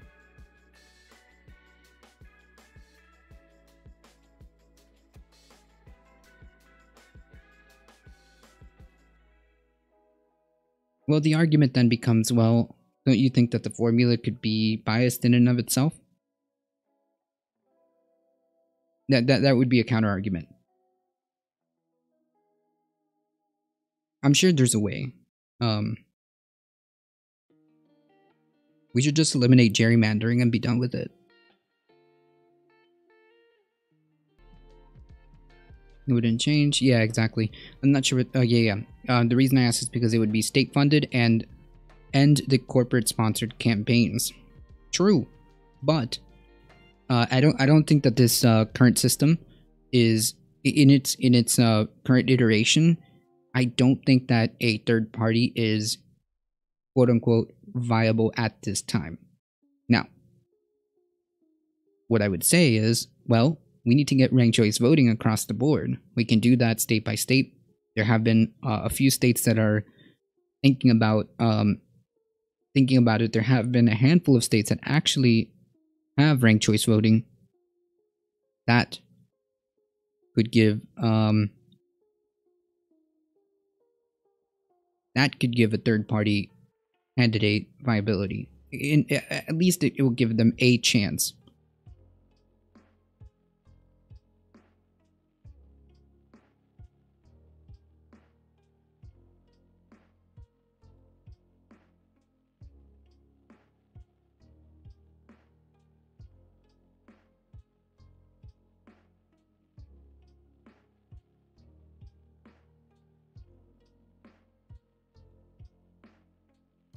We need a parliamentary style legislature. Yeah, that would be another way.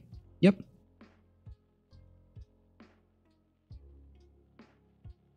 That would be another way. True.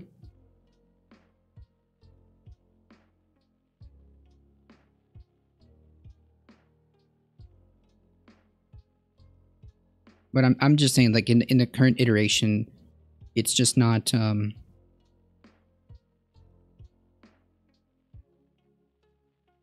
it's just not conducive for a third party. Now, we could say we're gonna do a whole overhaul into how our legislature works. We can create a parliamentary system which would be even more democratic than what we have now.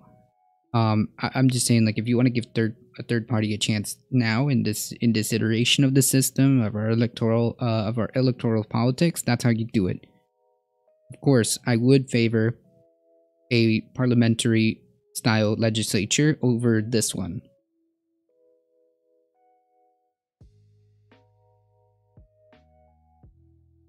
Correct, K-How Dows. Correct, K-How. Correct. They should be representing the people, their voters. Correct. That is the idea.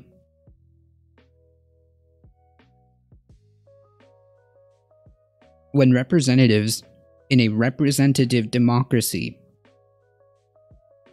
stop representing the people, that kind of puts a kink in that whole democracy, doesn't it?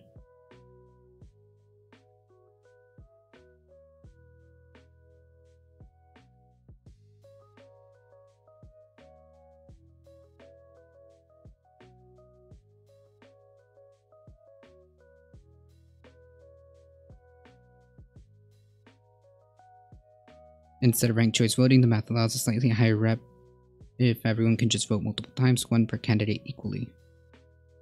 I'm not sure what that means. How did Parliament work? Parliament basically is a different type of legislature where they have multiple parties that could form coalitions. You have a variety of parties. I think that that type of system is first of all more democratic. Second of all, it does encourage more people to participate, which is good, because we're under the Democratic and Republican banners. Like, a lot of people don't feel like either party is their home, which disincentivizes people to participate in the system. Therefore, what I would say is, like, if you have more parties, more representation and things like that, more people would feel like they would be more invested to engage, which is more democratic. A strong democracy or a strong democratic system has strong institutions, inclusive institutions, in the sense that everybody puts their 2 cents in. Everybody votes. Everybody is engaged civically. Transparent. These are the things that make a democracy stronger. Got you, Wing. Well, folks, it is 11:25, so on that note, I will end with this final statement. Democracy good. Okay? Democracy good. I don't know if it's a controversial statement nowadays, but democracy good. Okay? Folks, we're going to head out. I do appreciate each and every one. Well, stay with me because we're going to read somebody. But I do appreciate everybody hanging out here today. As always, I appreciate all of the support that you guys have given. You guys are absolutely awesome. Thank you guys so much. Monofux for the follow. Designated Downer with the awesome raid. I appreciate that. Bones of Doom, Marco Monti, Granny Dragon.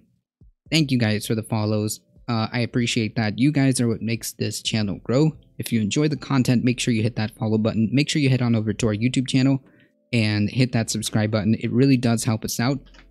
We are here Monday through Thursday, 9 a.m. to 11 a.m. Eastern Time. Tomorrow, there's going to be a debate panel on immigration at Universal Discourses channel. I highly recommend you check them out. Phenomenal person. So I'll be there at about 8 p.m. Eastern Time. So make notes on that. Tomorrow, Friday, 8 p.m. Eastern Time, we're going to do a panel on immigration, which should be fun. And we're going to go ahead and we're gonna go ahead and raid iDan Simpson to continue these chill vibes. I think iDan Simpson arguably is in competition with me, Sourcing, and Touring News, and Comrade Bubbles, and Riverboat Jack. Oh, wait. We're all just chill people. So let's continue the chill vibes, alright? Thank you guys for joining. Please stay safe. Please take care of each other. I love y'all, and I hope to see you guys in the next stream. See ya! Alright, folks. Alright, folks. We're gonna head on over to iDan Simpson, so hang tight with us. Let's go in 5, 4, 3, 2, 1. Here we go.